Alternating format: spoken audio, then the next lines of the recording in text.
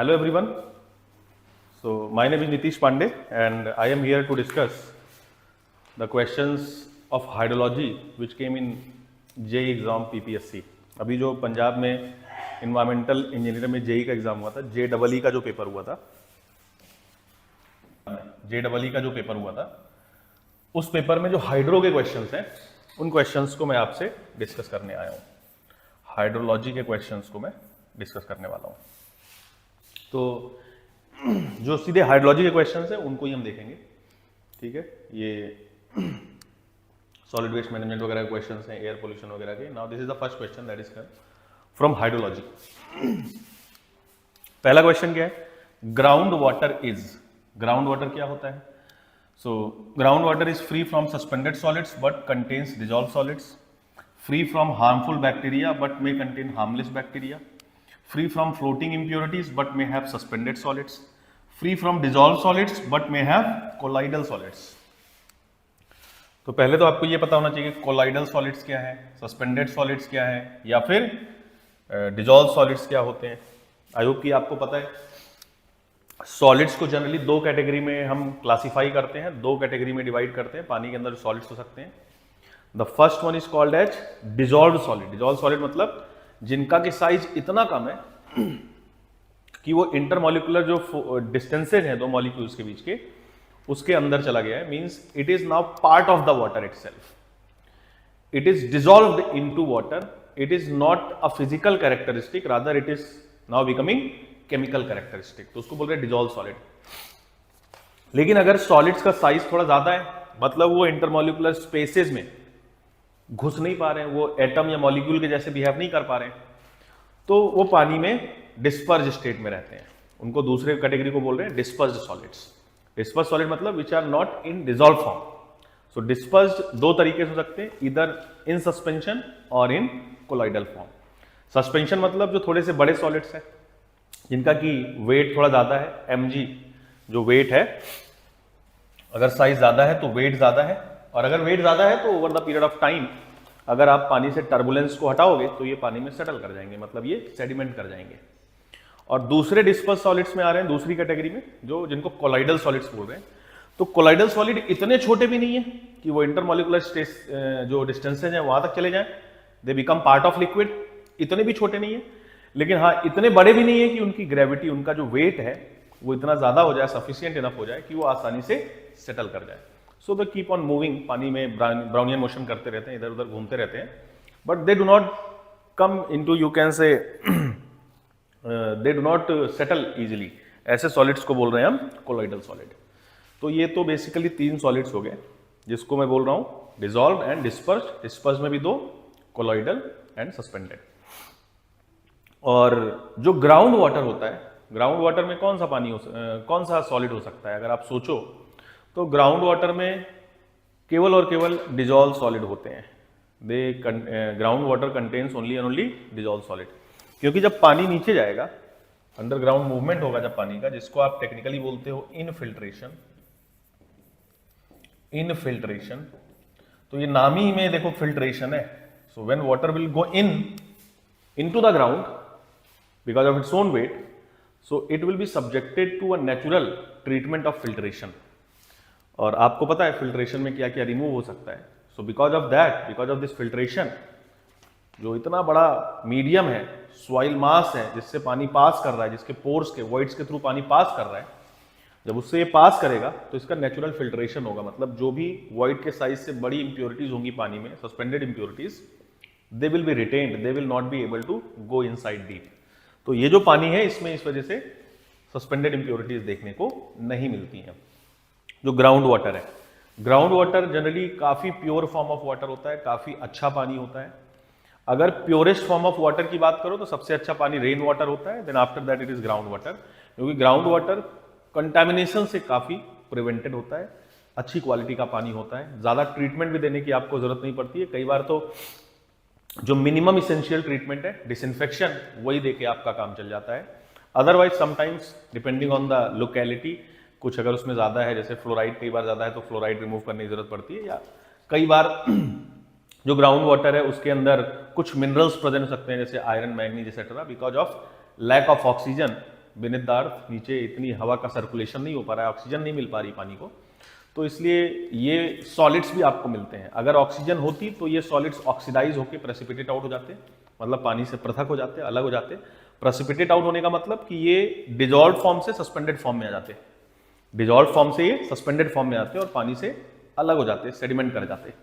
But पानी में जो ग्राउंड वाटर होता है उसमें ऑक्सीजन की जनरली कमी होती है, तो अगर डीप ग्राउंड वाटर कोई सोर्स है तो वहां से पानी जो मिलेगा दैट में contain some amount of minerals with it. So depending on the quality of special, you can say in special circumstances हम अलग तरीके का ट्रीटमेंट भी दे सकते हैं, पर mostly ground water is considered to be one of very good form of water, जिसमें काफी साफ पानी आपको मिलता है एंड ज्यादा डिग्री ऑफ ट्रीटमेंट देने की जरूरत नहीं पड़ती है। अब इस क्वेश्चन को आप कर सकते हो, ग्राउंड वाटर क्या है? So it is free from suspended solids, true, क्योंकि सस्पेंडेड सॉलिड्स रिटेन कर जाएंगे, फिल्टर आउट हो जाएंगे, but contains dissolve solid. Ground water में सस्पेंडेड सॉलिड्स तो नहीं होते हैं, लेकिन इसमें डिजॉल्व सॉलिड्स होते हैं। Free from harmful bacteria but में कंटेन हार्मलेस बैक्टीरिया, ये अपसर्ड बात है। पानी को थोड़ी ना पता है कि कौन सा हार्मफुल है कौन सा हार्मलेस है, कुछ भी हो सकता है, किसी भी तरीके का बैक्टीरिया हो सकता है। बैक्टीरिया हमें पता है, हमें बीमारी हो रही है कि हार्मफुल है हार्मलेस है, पानी को नहीं पता है, तो बैक्टीरिया इस तरीके से नहीं मिलेगा कि ये हार्मफुल वाला है या हार्मफुल नहीं है, it will be both. Then free from floating impurities, floating impurities मतलब जो तैरने वाली इंप्योरिटीज है, but may have suspended solids, गलत बात है। Free from dissolve solids but may have colloidal solids, गलत बात है। सो ग्राउंड वाटर में contain dissolve solids but it will not be containing any kind of suspended solid. This will be the correct answer. The correct answer will be A part. अगला question है hydrology का कि the zone of aeration in ground profile does not include. तो ये zone of aeration क्या है? तो अगर आप ग्राउंड वाटर का स्ट्रक्चर देखोगे, ग्राउंड का स्ट्रक्चर इनफैक्ट नॉट वाटर का, ग्राउंड का स्ट्रक्चर मतलब अगर आप देखो तो अर्थ स्ट्रेटिफाइड है। स्ट्रेटिफाइड मतलब कहीं पे वाटर बियरिंग स्टेटा है, फिर कहीं पे हार्ड रॉक स्टेटा है, फिर कहीं पे वाटर बियरिंग स्टेटा है कुछ डेप्थ तक, फिर हार्ड रॉक स्टेटा है, समथिंग लाइक दिस। और जब यहाँ पे पानी जाएगा, पानी कैसे जाएगा? Because of rainfall etcetera. तो ये जब पानी अंदर जाएगा तो जो हार्ड स्टेटा है, जहां पे इम्परमिएबल और नॉन पोरस स्ट्रक्चर मिल रहा है, रॉक मिल रहा है, वहां पे पानी इसको पार नहीं कर पाएगा तो कलेक्ट हो जाएगा। कलेक्ट मतलब मीडियम के वॉइड्स में कलेक्ट हो जाएगा। कुछ दूर तक तो जो सारा का सारा मीडियम है इट विल बी सैचुरेटेड, मतलब entire voids are filled with water. इस वाले जोन को ही हम बोलते हैं ground water zone, ground water zone या फिर ग्रेविटी वाटर जोन। ग्रेविटी क्यों? क्योंकि ये पानी अपनी वेट की वजह से, अपनी ग्रेविटी की वजह से नीचे जा रहा है, that's why it is also called as gravity zone. फिर इसके ऊपर कुछ दूर तक हो सकता है कैपिलरी फ्रिंजेस की राइज हो। कैपिलरिटी आपको पता है, क्योंकि छोटे छोटे पोर्स हैं पानी में, सॉलिड में, और उन पोर्स में हो सकता है कुछ कैपिलरिटी एक्शन आ जाए। So this zone will be demarcating, differentiating that zone where degree of saturation is less than 1 and that zone where degree of saturation is more than 1। या मोर देन 1 तो होता नहीं है, तो मैं बोल दूंगा 1, that entire voids are filled with water. तो ये भी क्वेश्चन आता है आपके एग्जाम में, इसलिए इसको ध्यान रखना कि जो कैपिलरी जोन है, दिस कैपिलरी जोन, जो कैपिलरी जोन है ये डिमार्केट करता है, डिफरेंशिएट करता है जोन ऑफ सैचुरेशन को और जोन ऑफ एरेशन को। Aeration is related with air. Zone of aeration मतलब जहां पे सॉइल के पोर्स के बीच में हवा भी है, एयर इज प्रेजेंट, उसको बोल रहे हैं zone of aeration. Zone of saturation मतलब जहां पे पोर्स में बिल्कुल भी हवा नहीं है, it is entirely filled with water, उसको बोल रहे हैं जोन ऑफ सैचुरेशन। जनरली जो कैपिलरी जोन है या जो ग्राउंड वाटर जोन है, इसको हम जोन ऑफ सैचुरेशन में कंसीडर करते हैं। These two are considered into zone of saturation. और जनरली इसके ऊपर जो जोन है उसको हम बोलते हैं zone of, you can say aeration. So this is zone of saturation, और इसके ऊपर का जो जोन है that is zone of saturation and that is called as zone of aeration. जो जोन ऑफ एरेशन है उसको भी दो पार्ट में डिवाइड किया गया है। So it is further divided into 2 part.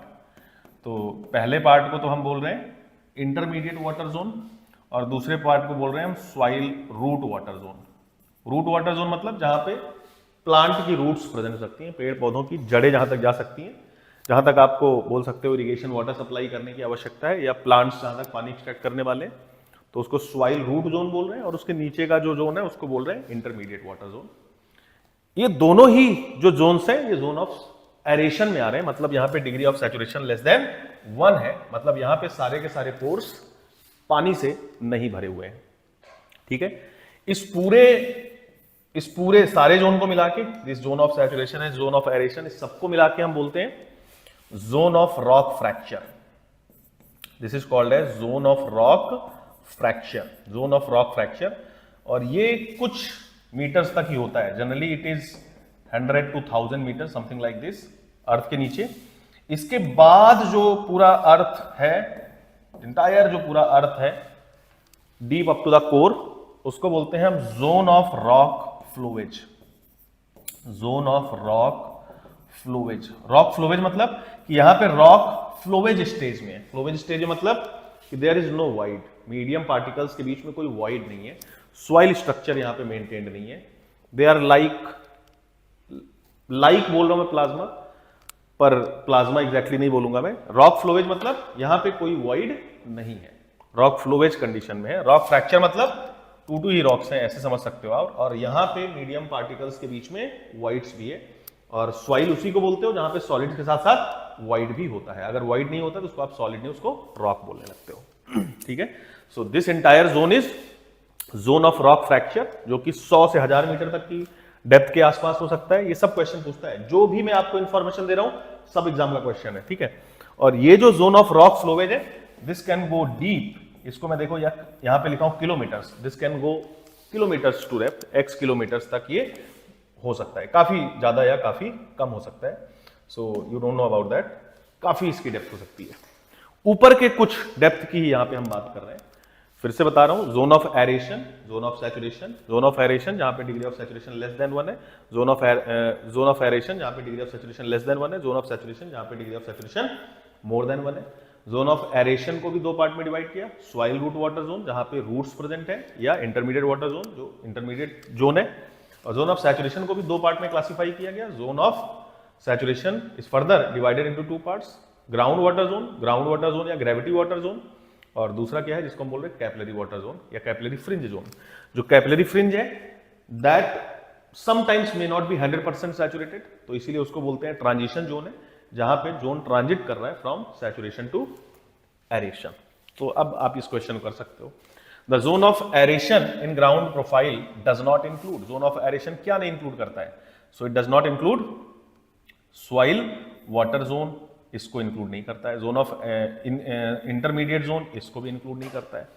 Zone of aeration बोला है, वेरी सॉरी। तो zone of aeration soil water zone को इंक्लूड करेगा, इंटरमीडिएट जोन को इंक्लूड करेगा, it will not be including the zone of saturation. Zone of aeration क्या include नहीं करता है? It does not include, so it does not include saturation zone. Now you can understand this. अगर दो choose करने होते तो कैपिलरी में चूज कर लेता, पर अगर मुझे एक हटाना है कैपिलरी और सैचुरेशन में, सो कैपिलरी जोन में समटाइम्स बी नॉट सैचुरेटेड, ये ट्रांजिशन जोन है, इसीलिए मैं इसको कट करके इसको सिलेक्ट कर रहा हूं कि this will always be saturated, so it is never going to come under zone of aeration. अगला क्वेश्चन है, Dupuit's assumptions are valid for. जो डुपिट्स के अजम्पशंस हैं वो किसके लिए वैलिड है? तो जो डुपिट्स थ्योरी है, ये अजम्पशंस कहां पे आप पढ़ते हो? This is valid for unconfined aquifer, this is entirely valid for unconfined aquifer. वैसे तो आप दोनों में लगाते हो, पर जो अजम्पशंस हैं they are valid for unconfined aquifer. और इसको बाद में थीम ने मॉडिफाई किया, तो उसके हिसाब से डिफरेंट यू कैन से डिफरेंट टाइप ऑफ एक्वीफर्स के लिए अलग अलग थ्योरीज बनाई गई। वैसे डुपिट्स की थ्योरी भी आप अप्लाई कर सकते हो इन कन्फाइंड एंड अनकन्फाइंड बोथ, पर जो बेहतर रिजल्ट्स ये प्रोवाइड कर रहा है, ये अनकन्फाइंड एक्वीफर्स में ही प्रोवाइड कर रहा है। क्यों? रीजन क्या होता है? तो रीजन ये होता है कि इसका जो रिजल्ट है वो रेडियस ऑफ इन्फ्लुएंस आर पे डिपेंड करता है, एंड आर वैल्यू जो होती है वो एम्पेरिकली या एक्सपीरियंस के थ्रू फाइंड आउट की जाती है। तो इसलिए कम डिस्चार्ज के लिए या अनकन्फाइंड एक्वीफर्स के लिए ये कुछ रिजल्ट्स को ठीक ठाक दे पा रही है, अदरवाइज ये थ्योरी से रिजल्ट्स एक्यूरेट नहीं मिलने वाले हैं। ठीक है, 16 नंबर क्वेश्चन, ये इन्वायरमेंटल क्वेश्चन है फिर। ठीक है, then again environment, solid waste management, air pollution, solid waste management, ये सब आपने किए होंगे। ठीक है, नाउ दिस क्वेश्चन 31, तो ये क्वेश्चन क्या बोल रहा है, if pan evaporation is denoted by EP and actual evaporation is denoted by E, then क्या होगा, EP is more than E, EP is E is more than EP, E is equal to EP and E is equal to और more than EP value. तो अब इसको मैं describe नहीं कर रहा हूं इतना ज्यादा डिटेल में, पर आई होप कि आपको पता है कि जो इवेपोरेशन है उसको तरह तरीके के मेथड से मेजर करते हैं। One of the methods of measuring evaporation is what, by providing standard pans, जिसको पैन इवेपोरीमीटर्स बोलते हैं। इवेपोरीमीटर मींस, मीटर मतलब मेजर करना, इवेपोरी मींस इवेपोरेशन को मेजर करना, पैन इवेपोरीमीटर्स मींस पैन से आप इवेपोरेशन को मेजर कर रहे हो। देयर में B other methods also for the measurement of evaporation, और भी तरीकों से आप इवेपोरेशन को मेजर कर सकते हो, डिवाइसेस भी, तरीके भी और है, बट इवेपोरेशन को हम मेजर कर सकते हैं बाई पैन ऑल्सो। अब बाकी मेथड्स में मैं नहीं जा रहा हूं, आपने नोट्स को खोल के पढ़ना, ये लंबा टॉपिक है। तो पैन्स की जो इवेपोरेशन होती है उससे हम रिलेट करते हैं जो actual evaporation in the lake या इन कोई रिजर्वायर है या वाटर बॉडी है उसमें। तो जो एक्चुअल इवेपोरेशन है ई, दैट इज रिप्रेजेंटेड लाइक कि कुछ कोफिशिएंट है, या इसको जनरली पैन कोफिशिएंट बोलते हैं, तो कई बार सीपी से भी रिप्रेजेंट करते हैं। तो पैन कोफिशिएंट इनटू इवेपोरेशन इन पैन, इस तरीके से रिप्रेजेंट करते हैं।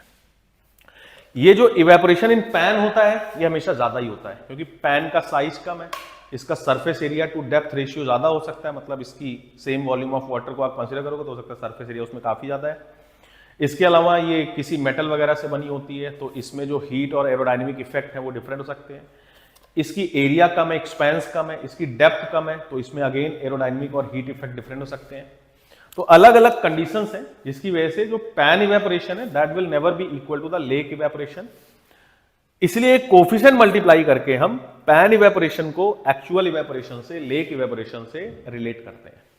और ये जो सीपी की वैल्यू है, पैन कोफिशिएंट, अलग अलग टाइप के पैन्स के लिए ये अलग अलग होता है, ये वैल्यू भी आपको याद रखना है। जैसे अगर आप बात करोगे स्टैंडर्ड क्लास ए पैन की, जिसको आप हारग्रीव्स क्लास ए पैन भी बोलते हो, तो उसके लिए वैल्यू होती है 0.70, this value comes out to be 0.70। लेकिन अगर आप आईएस पैन की बात करोगे, इंडियन स्टैंडर्ड पैन की, जो आईएस कोड ने बनाया हुआ है, तो उसके लिए पैन इवेपोरेशन कोफिशिएंट की वैल्यू होती है 0.80, this comes out to be 0.80। अगर आप कोलोराडो संकन पैन की बात करते हो, कोलोराडो संकन पैन, तो उसके लिए वैल्यू होती है 0.78 के आसपास। इसके अलावा एक और पैन की वैल्यू भी आप याद रख सकते हो, जिसको बोलते हैं geological survey of United States pan. So geological survey of US pan, उसके लिए भी ये कोफिशिएंट होता है 0.80। ये वैल्यूज आप याद रख सकते हो, ठीक है। ये कोफिशिएंट्स देखो जितने भी हैं ये सब 100 से कम है। 100 से कम क्यों है? क्योंकि जो पैन इवेपोरेशन है वो ज्यादा ही होगा in comparison to lake evaporation या in comparison to actual evaporation. ज्यादा क्यों होगा अभी बताया आपको, क्योंकि वहां पे जो हीट और एरोडायनेमिक की कंडीशंस है वो डिफरेंट देन नेचुरल या ओरिजिनल या एक्चुअल है। उसका साइज कुछ इस तरीके से, उसमें सरफेस एरिया ज्यादा हो सकता है, उसमें डिस्टर्बेंस कम हो सकता है उसमें एल्गी नहीं प्रेजेंट हो सकता है, उसमें फोटोसिंथेसिस अलग तरीके से जो मतलब लेक में हो रहा है उस तरीके से नहीं हो रहा है, हो सकता है उसमें हीट जो लाइट पेनिट्रेशन कैपेसिटी है वो डिफरेंट है। So there are so many conditions, but in actual जो अगर आप कैलकुलेट करोगे evaporation, so that will always be smaller than the pan evaporation. और ये इसीलिए कोफिशिएंट्स, जितने भी कोफिशिएंट्स है, all this coefficients if you observe, तो इन सब की वैल्यू 1 से कम है। 1 से कम होने का मतलब कि ये वैल्यू कम है और ये वैल्यू ज्यादा है। इसमें अगर आप 1 से कम कोई नंबर से मल्टीप्लाई करोगे, इसका 70% ले रहे हो, 80% ले रहे हो, 78% ले रहे हो, तब ये आ रहा है। तो अब इसको कर सकते हो आप। Pan evaporation is denoted by EP. होगा क्या हमेशा ही? EP will always be more than E. जो एक्चुअल इवेपोरेशन है उससे ज्यादा ही हमेशा पैन इवेपोरेशन होगा। जितना ज्यादा मेरी पैन बेहतर होगी, सुपीरियर क्वालिटी की होगी, मतलब जितना ज्यादा वो एक्चुअल फील्ड कंडीशंस को रिप्रेजेंट करने में सक्षम होगी, जो इवेपोरेशन कोफिशिएंट है, पैन कोफिशिएंट है, उसकी वैल्यू उतनी ही क्लोजर टू 1 होगी, उतनी ही ज्यादा होगी, ठीक है। तो इसमें सबसे अच्छी पैन कौन सी है? One IS pan and other जो geological survey of United States pan है, इसकी पैन, ठीक है। So these two are going to be the best. क्यों? क्योंकि इनमें पैन कोफिशिएंट की वैल्यू ज्यादा है। ज्यादा मतलब they are going to represent more accurately, more closely the actual evaporation. अगला क्वेश्चन है, rock formation that contains water but is not capable of transmitting it, significance transmitting it in significant amount is known as, उसको क्या बोलते हैं? तो ये फिर से आपको पता होना चाहिए, तो ये मैं आपको ट्रिक बता दे रहा हूं याद करने का। So there are different type of formations. सबसे पहले तो एक्विफर है, जो आपको सबको पता होगा। इनको क्लासिफाई कर रहा हूं मैं on the basis of porosity and permeability. Porosity मतलब it is volume of void divide by total volume of soil, और परमेबिलिटी मतलब discharge per unit area under unit hydraulic gradient. Q बराबर आपने पढ़ा होगा KIA, V बराबर आपने पढ़ा होगा IA, डार्सीज लॉ। तो यहां से तुमने पढ़ा होगा Q बराबर होता है A इंटू V, तो KIA। यहां से मैं K को डिफाइन कर सकता हूं कि it is discharge per unit area under unit hydraulic gradient. तो जो मीडियम है, इनकी दो प्रॉपर्टीज हमारे लिए जरूरी हैं। दो प्रॉपर्टीज में पहली प्रॉपर्टी क्या बता रही है, पोरोसिटी क्या बता रही है कि इसके अंदर कितना वॉइड है, मतलब सॉइल कितनी पोरस है। What is the volume of wide in percentage of the total volume of soil. तो अगर ज्यादा पोरस होगी तो उसके अंदर ज्यादा पानी भी होगा, क्योंकि पोर्स में ही, वाइड्स में ही तो सॉइल के पानी आ रहा है। तो जितना ज्यादा वाइड होगा, अगर सैचुरेटेड होगी सॉइल, तो उसमें उतना ही ज्यादा पानी भी होगा। तो ये पोरोसिटी इसकी वाटर होल्डिंग कैपेसिटी को रिप्रेजेंट करता है। It represents the amount of water that can be held by the, you can से, सॉइल मास। इसके अंदर कितना पोर्स है, इसके अंदर कितने पानी, आप कितना पानी डाल सकते हो। So it represents water holding capacity and it represents water flowing capacity. Water flowing capacity मतलब कि कितना डिस्चार्ज फ्लो कर सकता है per unit area under unit hydraulic gradient. तो ये बताता है वाटर फ्लोइंग कैपेसिटी के बारे में। अच्छा, जनरली सॉइल मैकेनिक्स में आपने पढ़ा होगा कि साइज बढ़ता है अगर, if you increase the particle size, तो पार्टिकल साइज बढ़ने के साथ साथ जो पोरोसिटी होती है वो रिड्यूस होती है और परमेबिलिटी बढ़ती जाती है। ठीक है, यानी फाइन पार्टिकल्स की पोरोसिटी ज्यादा होगी, परमेबिलिटी कम होगी, और जो कोर्स पार्टिकल्स हैं उनकी पोरोसिटी कम होगी और परमेबिलिटी ज्यादा होगी। जैसे अगर मैं सैंड की बात करूं तो sand is highly permeable but very less porous, मतलब उसके अंदर पानी बहुत ज्यादा नहीं आएगा, पर जो भी पानी है that can easily be flowing, वो आसानी से उससे पास कर सकता है। जबकि अगर मैं क्ले की बात करूं, जो कि finest size of soil particle है, तो उसकी पोरोसिटी बहुत ज्यादा होती है, क्योंकि उसमें वॉल्यूम ऑफ वाइड बहुत ज्यादा होता है, लेकिन उसकी परमेबिलिटी कम होती है। Means water does not easily flow through this type of soil, क्योंकि पानी फ्लो करता है थ्रू द इंटरकनेक्टिंग वॉइड्स, और यहां पे इंटरकनेक्टिंग वॉइड्स कम होते हैं। वॉइड्स में आपस में इंटरकनेक्शन अच्छे से नहीं होता है, इस वजह से पानी अच्छे से फ्लो नहीं करता है। तो नहीं समझ आ रहा है तो वैसे समझ आना चाहिए आपको। नहीं समझ आ रहा है तो घर में एक एक्सपेरिमेंट करना, एक बर्तन में सैंड लेना, एक बर्तन में क्ले लेना और पानी डाल के देखना किससे पानी आसानी से निकल जा रहा है बाहर, किससे पानी निकलने में दिक्कत आ रही है। ठीक है, तो फिर से इसको पहले एकदम दिमाग में बिठाइए कि साइज बढ़ने के साथ साथ पोरोसिटी कम होती है, परमेबिलिटी बढ़ती है। साइज बढ़ने के साथ साथ पोरोसिटी बढ़ती है, परमेबिलिटी कम होती है। Sand highly permeable, less porous, clay highly porous, less permeable. ठीक है, तो सबसे पहले एक्विफर। अब इन प्रॉपर्टीज में मैं क्यों इंटरेस्टेड हूं, क्योंकि मुझे एक तलाश करनी है सोर्स की, कहां पे मुझे पानी मिल रहा है जमीन के नीचे। तो जमीन पे पानी मिलना एक मेरी रिक्वायरमेंट है, और उस पानी को मैं निकाल सकूं, एक्सट्रैक्ट कर सकूं, पंप आउट कर सकूं, ये मेरी दूसरी रिक्वायरमेंट है। तो मुझे दो प्रॉपर्टीज से मतलब है फॉर इंजीनियरिंग एस्पेक्ट। पहली प्रॉपर्टी, उसकी वाटर होल्डिंग कैपेसिटी कितनी है, मतलब मीडियम में कितना पानी है, और दूसरी प्रॉपर्टी, उस पानी को निकालना या एक्सट्रैक्ट करना कितना आसान है या फिर कितना मुश्किल है। तो कितना पानी है ये कौन बताएगा, पोरोसिटी। उसको निकालना आसान है या मुश्किल है ये कौन बताएगा, परमेबिलिटी। ठीक है, अब जो एक्विफर है, एक्विफर के बारे में आप सब लोग परिचित होंगे, एक्विफर जानते ही हो आप। तो एक्विफर हाईली पोरस और परमिएबल होते हैं, मतलब इनकी पोरोसिटी और परमेबिलिटी दोनों अच्छी खासी होती है, मतलब इनके अंदर पानी होता भी है और इस पानी को आप आसानी से एक्सट्रैक्ट भी कर सकते हो। So they can basically be chosen as source of water. आप यहां से किसी भी जरूरत के लिए, लाइक इरिगेशन वाटर के लिए या फिर डोमेस्टिक वाटर सप्लाई के लिए पानी एक्सट्रैक्ट कर सकते हो। दूसरे हैं जिनको मैं बोलता हूं एक्विक्लूड, समझना देखना, एक्विक्लूड। तो देखो यहां पे क्लूड आ गया, क्लूड आप रिलेट कर सकते हो विद क्ले, या क्लूड आप रिलेट कर सकते हो विद इनक्लूड। तो ये क्या है, इनके अंदर पोरोसिटी तो बहुत है, they are highly porous, but इनके अंदर परमेबिलिटी नहीं है। क्ले से रिलेट करो, क्ले बहुत पोरस है पर परमिएबल नहीं है, मतलब इसमें पानी है तो बहुत, they are including a lot of water, but it is very difficult to extract that water. वो पानी जो निकलेगा तो बहुत धीरे धीरे निकलेगा, मतलब आपको सिग्निफिकेंट ईल्ड या डिस्चार्ज नहीं मिलने वाला है। So they can not be chosen as source of water, इनको आप एज अ सोर्स नहीं चूज कर सकते हो। थर्ड वन है after aquifer and aquiclude, third one है एक्विटार्ड। एक्विटार्ड, तो एक्विटार्ड आप याद रखना रिटार्ड से, रिटार्ड मतलब तो ये कुछ पोरस है, मतलब इनकी पोरोसिटी कुछ है, not as high as in case of aquifers but they are porous, और लेकिन इनकी परमेबिलिटी भी कुछ ही है, मतलब it is not highly permeable. इनसे पानी सीप करता है रादर देन फ्लोइंग, मतलब पानी फ्लो नहीं करेगा, रादर पानी धीरे धीरे क्रॉल करेगा, सीप करेगा। तो इसमें पानी का फ्लो जो है वो रिटार्डेड हो जाता है, स्लो डाउन हो जाता है, इसलिए इसको एक्विटार्ड बोल रहे हैं। एग्जाम में इसकी एग्जांपल भी क्वेश्चन पूछता है, तो एक्विटार्ड का एग्जांपल क्या है? इट इज लाइक कॉन्क्रीट, ये क्या है? एक्विटार्ड है। या ब्रिक मैसनरी, ब्रिक मैसनरी ये क्या है? This is aquitard. एक्विफर का एग्जांपल क्या है? तो like silty sand, silty sand, या you can say clayey sand, something like this, clayey sand, या you can say sandy silt, sandy silt, something like this. These are examples of aquifer, ठीक है। और aquiclude का example क्या है? तो इसको तो अभी बताया, क्ले है इसका एग्जांपल, इसके अंदर पानी इंक्लूडेड है, water is there but it is very difficult to extract that water. और लास्ट टाइप का जियोलॉजिकल फॉर्मेशन है एक्विफ्यूज।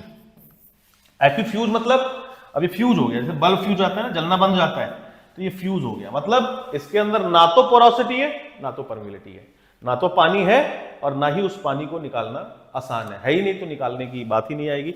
सो इट इज लाइक, इसका एग्जांपल क्या है? लाइक इग्नियस रॉक्स हो गई, या मैं सिंपली रॉक लिख दे रहा हूं, जैसे लाइमस्टोन है या ग्रेनाइट है, तो या सैंडस्टोन है। So these rocks are impermeable and non porous, तो इसमें कोई पानी है नहीं, पानी निकालने की भी यहां पे कोई क्वेश्चन नहीं बनता है, ठीक है। तो these are 4 basic formations, aquifer, porous and permeable, है भी, पानी निकाल भी सकते, यही हमारे काम का है। एक्विक्लूड, पानी इंक्लूडेड है, पानी है तो बहुत पर निकालना पॉसिबल नहीं है, तो एज अ सोर्स आप चूज नहीं कर सकते हो। एक्विटार्ड, पानी कुछ है, धीरे धीरे फ्लो करता है, बहुत तेज आपको यील्ड नहीं मिलेगी, ज्यादा रेट नहीं मिलेगा, जैसे कंक्रीट या ब्रिक मैसनरी वगैरह, तो इनको एक्विटार्ड बोल रहे हैं। Retarded flow means they are somewhat porous but permeability is very less. और एक्विफ्यूज, तो ये तो ना तो पोरस है ना तो परमिएबल है, ना तो इनमें पोरोसिटी है ना ही इनमें परमिबिलिटी है, कुछ भी नहीं है इसमें, ना तो पोरोसिटी है ना तो परमिबिलिटी है। आई होप कि अब आप इस क्वेश्चन का आंसर दे सकते हो, अब कभी नहीं भूलोगे आप। A rock formation that contains water but it is not capable of transmitting it in significant amount is known as, बोला गया इसमें पानी है तो, पर इस पानी को ये सिग्निफिकेंट अमाउंट में ट्रांसफर नहीं कर पा रहा, it is not capable of transferring it into significant amount. तो मैं क्या चूज करूंगा? तो देखो ये दोनों तो चले गए, इसमें क्या आंसर होगा? It will be aquitard. Aquiclude क्या है? जिसमें पानी है, उस पानी को आप निकाल भी नहीं सकते हो। एक्विटार्ड में पानी है पर निकालना ज्यादा रेट से पॉसिबल नहीं है, सिग्निफिकेंट अमाउंट में निकालना पॉसिबल नहीं है, ठीक है। अगला फिर question, under same conditions which of the following shapes of surface water will give highest rate of evaporation. अब ये इवेपोरेशन का क्वेश्चन अगेन से आया हुआ है, इसको आप अच्छे से करना है, टॉपिक इंपॉर्टेंट है ये।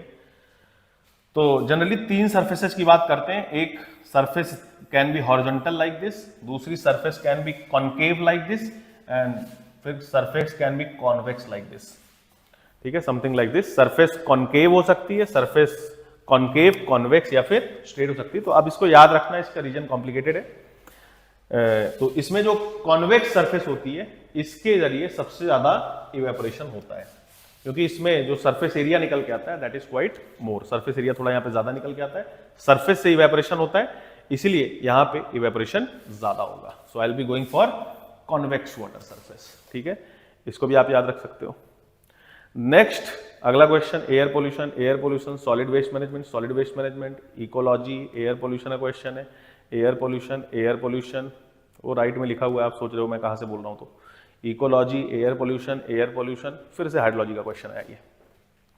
So which of the following correctly ranks the main sources of earth's fresh water from largest to smallest.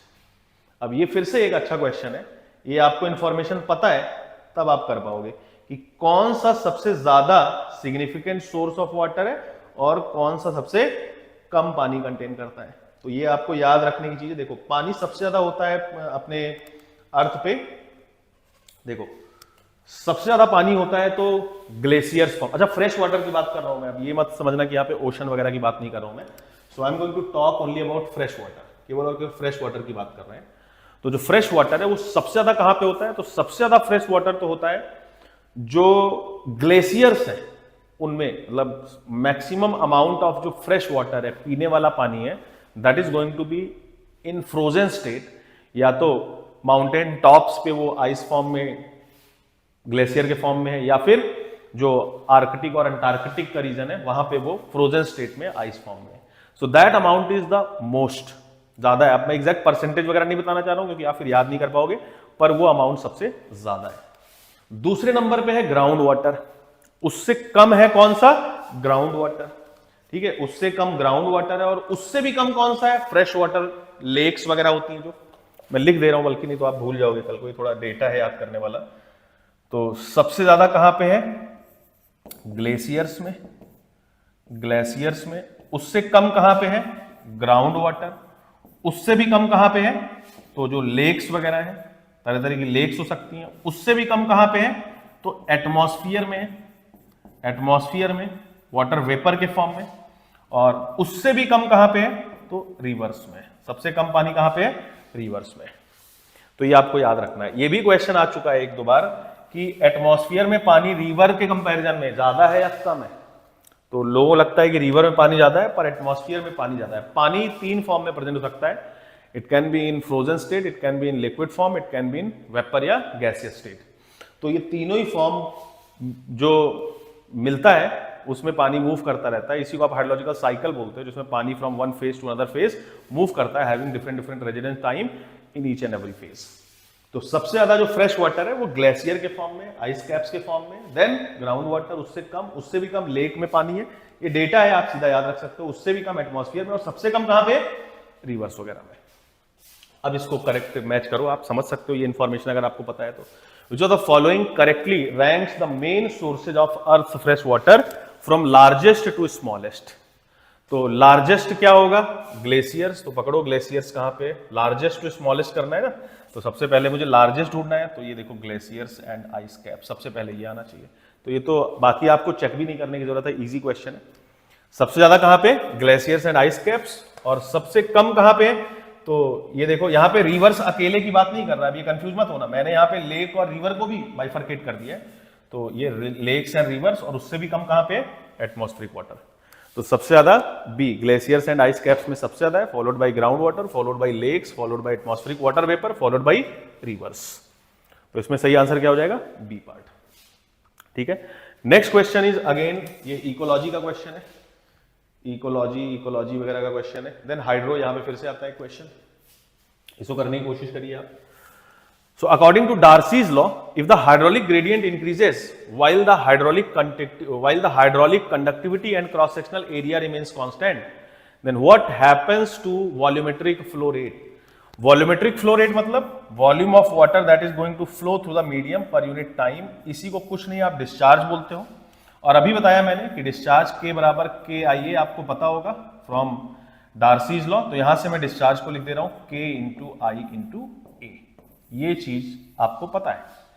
पूछ क्या रहा है कि डार्सी लॉ से, ये डार्सी लॉ से ही मैंने इसको लिखा है। डार्सी लॉ बेसिकली ये है, V proportional to I for laminar conditions during you can say water flow through the soil mass. तो V प्रोपोर्शनल टू I से V बराबर के आई लिखा गया, जहां पे K कोफिशिएंट ऑफ परमिलिटी है और Q बराबर A इंटू V होता है। तो ये वन डायमेंशनल कंटिन्यूटी इक्वेशन है, तो वहां से लिखा Q बराबर के आई ए। पूछा क्या है देखो, तो बोला गया है what happens to the conductivity, what happens to the volumetric flow rate, मतलब Q को क्या होता है कब, तो कर क्या रहे, हाइड्रोलिक ग्रेडियंट इंक्रीजेस, जब I की वैल्यू को इंक्रीज किया जा रहा है, while the hydraulic conductivity and cross sectional area remains constant. अब ये मैं डिटेल में नहीं समझा सकता हूं, पर क्लास में आप अगर मेरी क्लास की होगी तो आप समझ रहे होगे कि एक टाइम पे आप एक ही पैरामीटर को वेरी कर सकते हो। If you want to understand theoretically that what is happening, तो एक समय पे आप एक ही पैरामीटर इंजीनियरिंग में वेरी कर सकते हो। ये क्वेश्चन भी देखो, बड़ा अच्छा क्वेश्चन पूछा है, बाकी सबको कांस्टेंट कर दिया इसने, केवल और केवल एक चीज वेरी कर रहा है। क्या वेरी कर रहा है? Hydraulic conductivity. हाइड्रोलिक कंडक्टिविटी को क्या कर रहा है? हाइड्रोलिक कंडक्टिविटी को बढ़ा रहा है। तो अगर हाइड्रोलिक कंडक्टिविटी नहीं, हाइड्रोलिक कंडक्टिविटी तो क्या है? हाइड्रोलिक ग्रेडियंट को बढ़ा रहा है। हाइड्रोलिक ग्रेडियंट अगर बढ़ेगा, keeping hydraulic conductivity and cross sectional area to be constant, तो डिस्चार्ज भी क्या होगा? बढ़ेगा। अगर K और A कांस्टेंट है तो Q प्रोपोर्शनल टू क्या है? I है, तो discharge increases. Again you can solve it, very easy question. Then the distance between rain gauges in a network should be based on size of area and its rainfall variability, the population density, the number of water stations, weather stations, the average temperature of the area. तो ये rain gauge station की design जब आप पढ़ते हो, optimum number of rain gauges, तो वहां पे ये सब चीजें पढ़ते हो। कितने number of rain gauges provide करें? अच्छा, नंबर ऑफ रेन गेजेस क्यों प्रोवाइड करने? क्योंकि भाई रेन गेज तो छोटा सा एक सिलेंड्रिकल वेसल है ना, इसका डायमीटर कितना होता है? 5 इंच। 5 इंच कितना ही है? एरिया है 5000 किलोमीटर, 10,000 किलोमीटर स्क्वायर। पंजाब का एरिया सोचो कितना है। तो क्या आप पूरे पंजाब में कितनी रेनफॉल हो रही है, या पंजाब आपको बड़ा लग रहा है? वैसे बड़ा है, ऐसे ही मेजर करते हैं, पर मान लो आप केवल चंडीगढ़ मेजर करो, छोटा सा एरिया ले लो, मान लो 150 किलोमीटर स्क्वायर के आसपास एरिया है। तो जो रेन गेज है वो क्या है? 5 इंच डायमीटर का एक सिलेंड्रिकल वेसल है सिंपली। इस वेसल में जो पानी गिर रहा है, जो पानी रेनफॉल हो रही है, प्रेसिपिटेट हो रहा है, उसकी डेप्थ को मैं बोल रहा हूं रेनफॉल की डेप्थ है। तो अगर तुम इस सिलेंड्रिकल वेसल को देखो, रेन गेज को देखो, which is the you can से device for measuring the value of rainfall, तो ये तो बहुत ही छोटी डिवाइस है ना, it is like a point in the entire area. तो इसलिए बोलते हैं कि जो रेन गेज होता है वो एक पॉइंट रेनफॉल की वैल्यू को मेजर करता है। और अगर आपको पूरे एरिया की रेनफॉल देखनी है कि पूरे एरिया में कितनी बारिश हुई है, तो आप या तो पूरे एरिया की वैल्यू को मेजर करो, हर जगह ही, मतलब आप पूरा पानी देखो, कलेक्ट कर लो, स्टैंड करो, कितना डेप्थ ऑक्युपाई कर रहा है, या वो तो कर नहीं सकते, इम्पॉसिबल है। तो आप बहुत सारे रेन गेजेस लगाना चाहते हो जगह जगह पे, सो दैट आप अपने ऑब्जर्वेशंस को बढ़ा रहे हो। ऑब्जर्वेशंस को बढ़ाने का मतलब मैं सैंपल साइज को बढ़ा रहा हूं। सैंपल साइज क्यों बोल रहा हूं मैं? क्योंकि ये टर्म आपको थोड़ा पता होना चाहिए हाइड्रोलॉजी में, यहां पे स्टैटिस्टिक्स का इन्वॉल्वमेंट होता है। सैंपल साइज बढ़ेगा तो फ्लक्चुएशन रिड्यूस होता है, मतलब आप मोर एक्यूरेटली वैल्यू को मेजर करते हो। सैंपल साइज बढ़ाने का मतलब क्या है? सपोज करो मुझे पूरे इंडिया की एवरेज हाइट मेजर करनी है कि ये इंडिया में, चलो सपोज करो जितने भी लोग रहते हैं इन सबकी एवरेज हाइट कितनी है। तो अगर मैं एक इंसान को बस लूं, बोलूं इसकी जो एवरेज हाइट है वही पूरे इंडिया की एवरेज हाइट है, तो क्या ये मेरा डेटा एक्यूरेट है? नहीं, it is very inaccurate, less accurate. लेकिन अगर मैं अपना सैंपल साइज बढ़ाऊं, एक नहीं 10 लोगों की हाइट का एवरेज लूं और मैं बोलूं कि ये इंडिया की एवरेज हाइट है, तो पहले से ज्यादा एक्यूरेट हो गया ये। सैंपल साइज बढ़ा तो एक्यूरेसी बढ़ी, मतलब मेरा जो आंसर है, जो मेरा रिजल्ट है, वो मोर क्लोज टू एक्चुअल आ गया। अगर मैं 1000 लोगों की हाइट मेजर करूं, उसकी एवरेज हाइट लूं, तो मेरा जो आंसर है वो मोर क्लोज टू एक्चुअल हो गया और बेहतर रिजल्ट आ गया। फ्लक्चुएशन, डेविएशन और कम हो गया।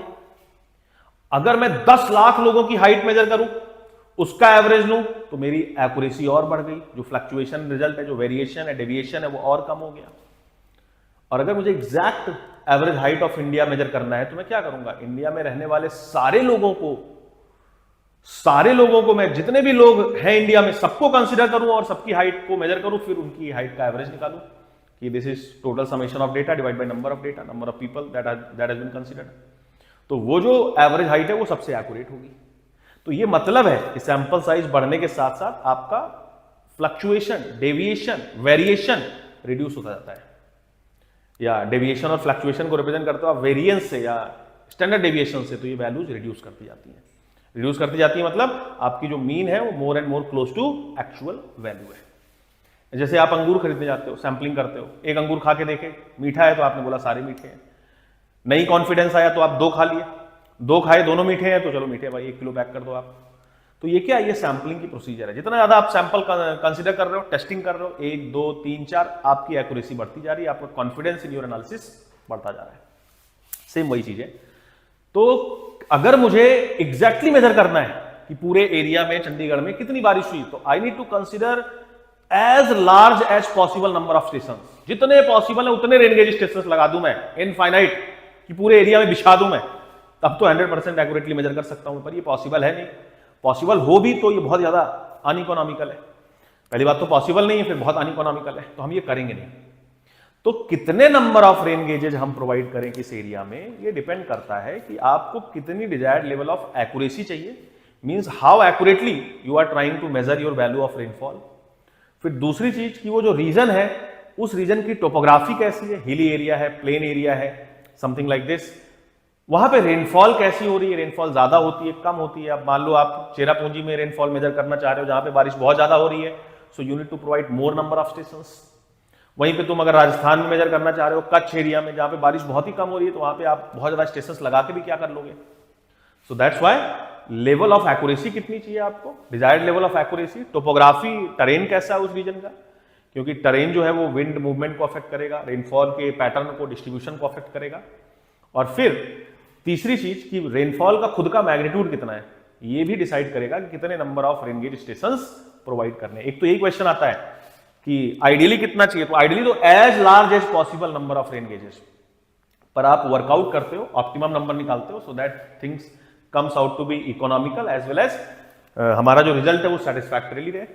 तो आप निकालते हो नंबर ऑफ रेन गेजेस, ये फॉर्मूला होता है कुछ CV coefficient of variation divided by allowable percentage error का स्क्वायर, यहां से नंबर ऑफ रेन गेजेस निकालते हो, optimum number of rain gauges. I hope कि अब आपको समझ आया हो कि नंबर ऑफ रेन गेजेस को क्या क्या फैक्टर्स अफेक्ट कर रहे हैं। फर्स्ट, रेनफॉल जो हम मेजर करते हैं रेन गेज स्टेशन में, that is the point rainfall value, that is not going to represent the entire areal characteristic of the storm, और इस वजह से मुझे नंबर ऑफ रेन गेजेस लगा रहे हैं। और आगे आप और भी पढ़ते हो कि एरियल कैरेक्टरिस्टिक ऑफ स्टॉर्म को रिप्रेजेंट करने के लिए आप DAD कर्व बनाते हो, डेप्थ एरिया ड्यूरेशन कर्व, ये सब भी आप पढ़ते हो।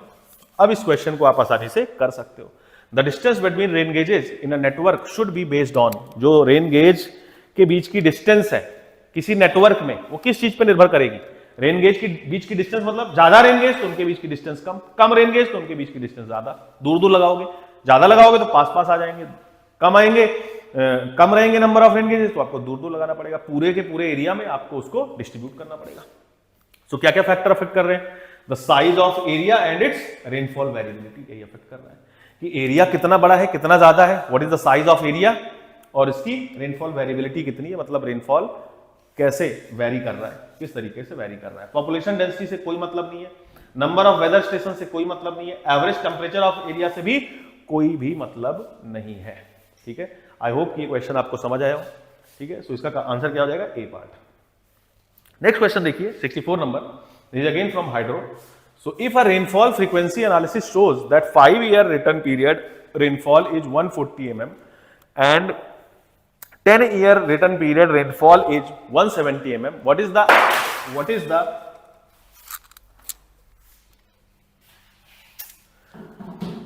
the average reoccurrence interval for 155 mm of rainfall assuming linear interpolation। अब ये रेनफॉल फ्रीक्वेंसी एनालिसिस क्या है, रेनफॉल फ्रीक्वेंसी एनालिसिस मतलब कि कितना फ्रीक्वेंटली बारिश हो रहा है, किस मैग्नीट्यूड का हो रहा है, what is the magnitude of rainfall and how frequently it is taking place, तो उसको रेनफॉल फ्रीक्वेंसी एनालिसिस बोलते हैं। जो रेनफॉल फ्रीक्वेंसी एनालिसिस है उसको करते हो आप बेसिकली स्टैटिक्स से। अभी बताया कि पूरा हाइड्रोलॉजी काफी स्टैटिस्टिकल सब्जेक्ट है। स्टैटिस्टिक्स क्या है, वो टेक्निक है जिससे आप नंबर्स के जरिए चीजों को प्रिडिक्ट करते हो। नंबर्स के जरिए करने का क्या मतलब है, तो जैसे मैंने पास्ट का रिकॉर्ड देखा, 50-100 साल में क्या हुआ है, किस तरीके से बारिश हुई है, तो आगे क्या होने वाला है कुछ उसी के हिसाब से प्रेडिक्ट कर सकता हूं कि भाई पहले कुछ ऐसे हो रहा था तो आगे भी कुछ ऐसा ही हो सकता है। अब ये जो प्रेडिक्शन है इसको बोलते हो आप स्टैटिस्टिकल प्रोबेबिलिटी मेथड, कि सिंपली आप नंबर से खेल रहे हो, स्टैटिस्टिक्स का इन्वॉल्वमेंट है। वहां पे आपने पढ़ा होगा कि आप पहले रिटर्न पीरियड निकालते हो, रिकरेंस इंटरवल, फिर उसके बाद आप 1/t करके 1 रिटर्न पीरियड करके प्रोबेबिलिटी निकालते हो। तरह तरह के मेथड्स हैं, वहां पे आपने पढ़े होंगे हेजन फार्मूला या तरह तरह के और वीबल फार्मूला वगैरह, वो सब पढ़े होंगे आपने। ठीक है, दूसरा मेथड है जिसको बोलते हैं थ्योरेटिकल प्रोबेबिलिटी मेथड। तो ये तो तभी ज्यादा एक्यूरेट रिजल्ट देगा जब आपके पास नंबर ऑफ डेटा बहुत ज्यादा है। अगर आपके पास पीछे 50 साल का डेटा है तो आप जो रिजल्ट दोगे, अगर पीछे 200 साल का डेटा है तो वो बेहतर रिजल्ट देगा उससे जो आप बताओगे कि क्या आगे आने वाला है। आप सिंपली डेटा को एनालाइज करते हो, डेटा के पैटर्न को समझने की कोशिश करते हो। पीछे अगर आपके पास 1000 साल का डेटा है तो आपकी एक्यूरेसी और बढ़ जाएगी, भाई पीछे 1000 सालों में कुछ ऐसा हुआ है, आगे कुछ ऐसा होगा। पीछे 10,000 साल का डेटा है तो आपकी एक्यूरेसी और बढ़ जाएगी। समझाने का एक तरीका है, बस समझने का एक तरीका कि जितना ज्यादा आपके पास सैंपल साइज होगा, डेटा जितना ज्यादा होगा आपके पास पास्ट का, accuracy in your prediction, accuracy in your result उतनी ही ज्यादा होगी। पर इन प्रैक्टिकल हर बार हमारे पास इतना डेटा होता नहीं है, हर जगह के लिए हमारे पास इतना डेटा होता नहीं है। तो एक और ज्यादा साइंटिफिक मेथड है जिसको बोलते हैं हम थ्योरेटिकल प्रोबेबिलिटी मेथड, गंबल्स मेथड भी इसको बोलते हैं। तो वहां पे आप निकालते हो by another approach the you can से, जो भी ये चीजें हैं प्रेडिक्ट करते हो आप इस तरीके से। तो वहां पे आप चाउस फ्रीक्वेंसी डिस्ट्रीब्यूशन कर्व को यूज करते हो कि xt जो है that is equal to x bar plus k into sigma. Sigma is standard deviation, k is frequency factor, x bar mean है और xt वैल्यू ऑफ रेनफॉल है, return period having this, ये value निकालते हो। उसका और भी फॉर्मूला है, फिर जो k है उस रिटर्न पीरियड पे डिपेंड करता है, फिर उस आगे पूरा फॉर्मूला पढ़ते हो। अभी इसको डिस्क्राइब करना पॉसिबल नहीं है, पर that is a more theoretical approach, more scientific approach. Number of data कम है, मेरे पास सैंपल साइज कम है, तो मैं गंबल्स मेथड के लिए जाता हूं। नंबर ऑफ डेटा मेरे पास ज्यादा है तो मैं जो सिंपल स्टैटिस्टिकल प्रोबेबिलिटी मेथड है उससे भी प्रेडिक्ट कर सकता हूं। अब आप इस क्वेश्चन को आसानी से कर सकते हो, वैसे तो ये वैसे भी कर सकते हो, काफी आसान क्वेश्चन। देखो, if rainfall frequency analysis shows that 5 year return period, मतलब बोला गया वो जो रेनफॉल है जिसका रिटर्न पीरियड 5 ईयर है। रिटर्न पीरियड 5 ईयर का क्या मतलब है कि ऑन एन एवरेज 5 साल बाद ये बारिश या तो इतना मैग्नीट्यूड या तो इससे ज्यादा मैग्नीट्यूड का हो ही जाता है। जरूरी नहीं है कि कब हो रहा है 5 साल बाद, पर ऑन एन एवरेज 5 साल में एक बार, रिटर्न पीरियड ऑफ 5 ईयर मतलब 5 साल में ये बारिश रिटर्न हो रही है, वापिस आ रही है। वापिस आने का मतलब कि या तो रेनफॉल इतनी या तो इससे ज्यादा हो जा रही है on an average. This is the meaning of return period. तो बोला गया वो रेनफॉल जिसका रिटर्न पीरियड 5 साल है, कितना है वो 140 mm, और 10 year return period rainfall is 170 mm। वो रेनफॉल जिसका रिटर्न पीरियड 10 mm है वो कितना है 170 mm। यहां पे लिख रहा हूं मैं रिटर्न पीरियड, यहां पे लिख रहा हूं मैं रेनफॉल का अमाउंट। जब रिटर्न पीरियड है 5 साल तो प्रेसिपिटेशन जो रेनफॉल है वो कितनी है, दिस इज 140। जब रिटर्न पीरियड है 10 ईयर तो रेनफॉल कितना है 170, ये वैल्यू mm में है। बोला गया है खुद से कि आप लीनियर इंटरपोलेशन करो, लीनियरली इंटरपोलेट करके बताओ कि रिकरेंस इंटरवल कितना है 155 mm वाली रेनफॉल का। तो 155 कहीं यहां पे आएगा, ये पूछा गया है 155 mm जो रेनफॉल है उसका रिकरेंस इंटरवल कितना होने वाला है। कैसे निकालोगे? तो लीनियर इंटरपोलेशन आपको पता ही है, स्ट्रेट लाइन जो होती है, स्ट्रेट लाइन, इसकी इक्वेशन क्या होती है? So its equation is y is equal to mx, something like this, y बराबर mx, और यहां पे जो m होता है दैट इज स्लोप। स्लोप क्या होता है? It is dy divide by dx। और आपको यह भी पता है कि जो स्ट्रेट लाइन है उसका स्लोप कांस्टेंट होता है। The slope of straight line is constant, मतलब मैं चाहे y2 minus y1 divided by x2 minus x1 करूं, चाहे मैं y3 minus y2 divided by x3 minus x2 करूं, या चाहे मैं और कैसे भी स्लोप निकालूं, the slope will always B constant. तो मैं यहां पे भी अज्यूम कर रहा हूं कि जो रेनफॉल और रिटर्न पीरियड है उनके बीच में लीनियर वेरिएशन है, लीनियर इंटरपोलेशन करने वाला हूं मैं क्या बोलूंगा कि जो स्लोप है दोनों ही तरीकों से बराबर निकल के आएगा। चाहे मैं इस डेटा और इस डेटा के बीच का स्लोप निकाल लूं, चाहे मैं इस डेटा और इस डेटा के बीच का स्लोप निकाल लूं, चाहे मैं इस डेटा और इस डेटा के बीच का स्लोप निकाल लूं। तो आई एम इंटरपोलेटिंग। तो क्या लिख सकता हूं मैं 170 y2 minus 140 divided by 10 minus 5। एक बार तो मैंने इसके और इसके बीच में स्लोप निकाल लिया, इस डेटा के बीच में, फर्स्ट और थर्ड के बीच में, और ये बराबर होगा। तो मैं क्या लिख सकता हूं? It will B 170 minus 155 divided by, अब इसके बीच में, दोनों के बीच में इंटरपोलेशन कर रहे हैं, डिवाइडेड बाई 10 माइनस जो भी x है, x मुझे निकालना है। अब इसको सॉल्व करो तो 170 माइनस 130 कितना हो गया? So this will come out to be 170 minus 130 कितना हो गया? This will come out to be 170 minus 130 will be 40 30 70 30, और 10 माइनस 5 हो गया 5, बराबर 170 माइनस 155 कितना हो गया? तो ये हो गया 15। 155 plus 5 160 plus 10 170, 15 divided by 10 minus x। इसको और सॉल्व करो थोड़ा तो आप क्या लिख सकते हो? देखो 15 दूना 30, तो इसको मल्टीप्लाई करो तो लिख सकते हो 20 माइनस 2x बराबर 5।